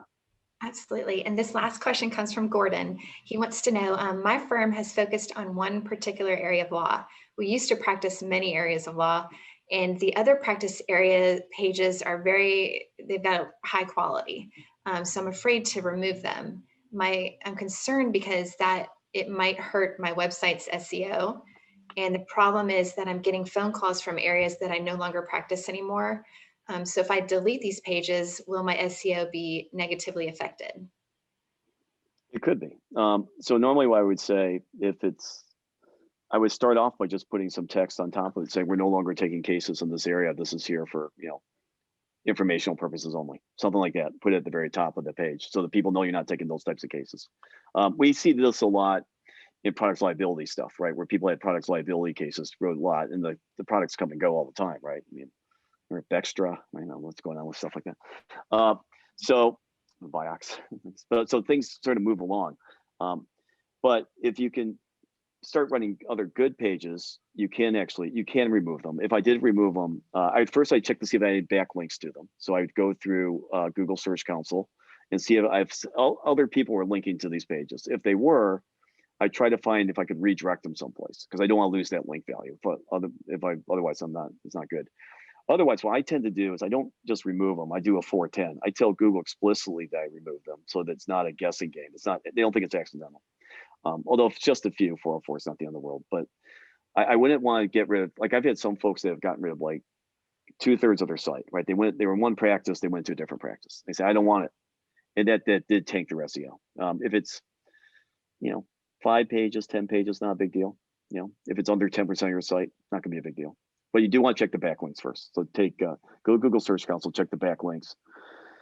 And if it's crappy backlinks, don't worry about it. If it's anything of value though, either update them first, try to take it to the homepage, or try to do a redirect on it. And then I would 410 them, not 404 them, which is just telling Google you meant to remove it, not just it's disappeared. That's really good advice. Thank you so much, Tim. And I'm sorry we can't get to everyone else's questions. I know you guys have so many good ones. So instead, what I'm going to do is encourage you to reach out to Tim and David, as well as our incredible sponsors. Oh my gosh, I love working with like Anne, Kyle, and Leon. But go ahead and you can take a picture of this, but don't worry because I am going to email this to you in a few minutes. There's a typo there I did not notice. Okay, which one is it, David? It's Wood Atter is my firm. You right just here. need the senior partner who passed away, but I'm alive. I'm alive. I will update that and I will send it to everybody after this webinar. The email that I sent to you guys earlier too, you can also reply back because David's copied on that. But thank you so much, David. I'm going to update that now. And Okay. Tim, can everybody reach out to you at tim@justia.com? Yes, they can. Fantastic. Okay, thank you guys again so much. You did a wonderful job today. Again, look out for my email shortly. I'll have a link to both slides, and then I will send you the recording of this webinar sometime next week. Thank you for continuing to share these webinars with all of your colleagues. We have even more webinars next week. We're doing 2 to 3 a week, different topics, different speakers. And we're offering free CLE credit for several different states like Florida, Georgia, and many others. If you have any questions, let us know, but thank you so much for your time. And again, Tim and David, do you have any closing comments? Quickly, I know we went over, but since it's recorded, John contacted me about doing the seminar and I said, I don't want to do the whole thing. And I invited Tim and he graciously appeared with all his great information. You know, I've been a client of Justia for 11 years, 12 years, I don't even know how many, and they've been a great help to me. And what's interesting about Justia is Tim's office, you could throw a rock at Google. So they're right there in Mountain View. So if anybody knows how Google works and operates, it's Tim and his company. So they've been a great resource for me.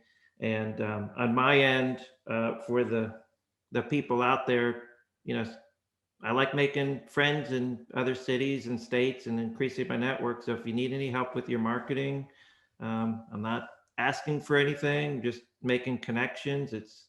You're welcome to call me or email me. You know, go ahead and Google me, David Allen Wolf, and you'll see some of the things that I have out there in my search results. So I just did this for fun, and I hope you can use some of the information to benefit your firm. And thank you, Tim, for helping me out. No sweat. And you know, I would say that, you know, at least for the online stuff, you know, they say the bird is in your hand, right? Is that how it goes? Jerry Spencer. And that's the content. So, you know, everything kind of matters. And I think there's a lot of companies that are good technically. I mentioned a few, you know, share their blogs and stuff like that. But you've got to write the content. And so the reason David wins is because he puts up great content. He does all the things, gets all, you know, in a way, getting those reviews is the kind of content that he has to work at. I tell you, if you do that, 99% of people don't do it. It's not like it's, you know, everybody goes, oh, it's so hard, but you just have to do it. And I think that's a much better use of time than people that sit around and spend time trading links with their sites or spend all this like figuring out how to game the system. It's just not smart. So I'd really encourage everyone to focus on their content. You can run it through tools to make sure it's, like I mentioned, you know, page speed and word count stuff, you know, that's fine. But really focus on that. And that's really the key to online stuff. It's key to reputation. It's key to getting clients. You just got to do the work. And it's work, right? It's work. So just, if you do that, you know, you can be many places. You can be on WordPress.com, right? You'll do better than being at the top one with crappy content. So that's really the key to me, beyond everything, on everything that's there. Absolutely. Thank you guys so much. And I hope everyone has a wonderful day. Right. Bye, guys. Right. Thank you. Bye.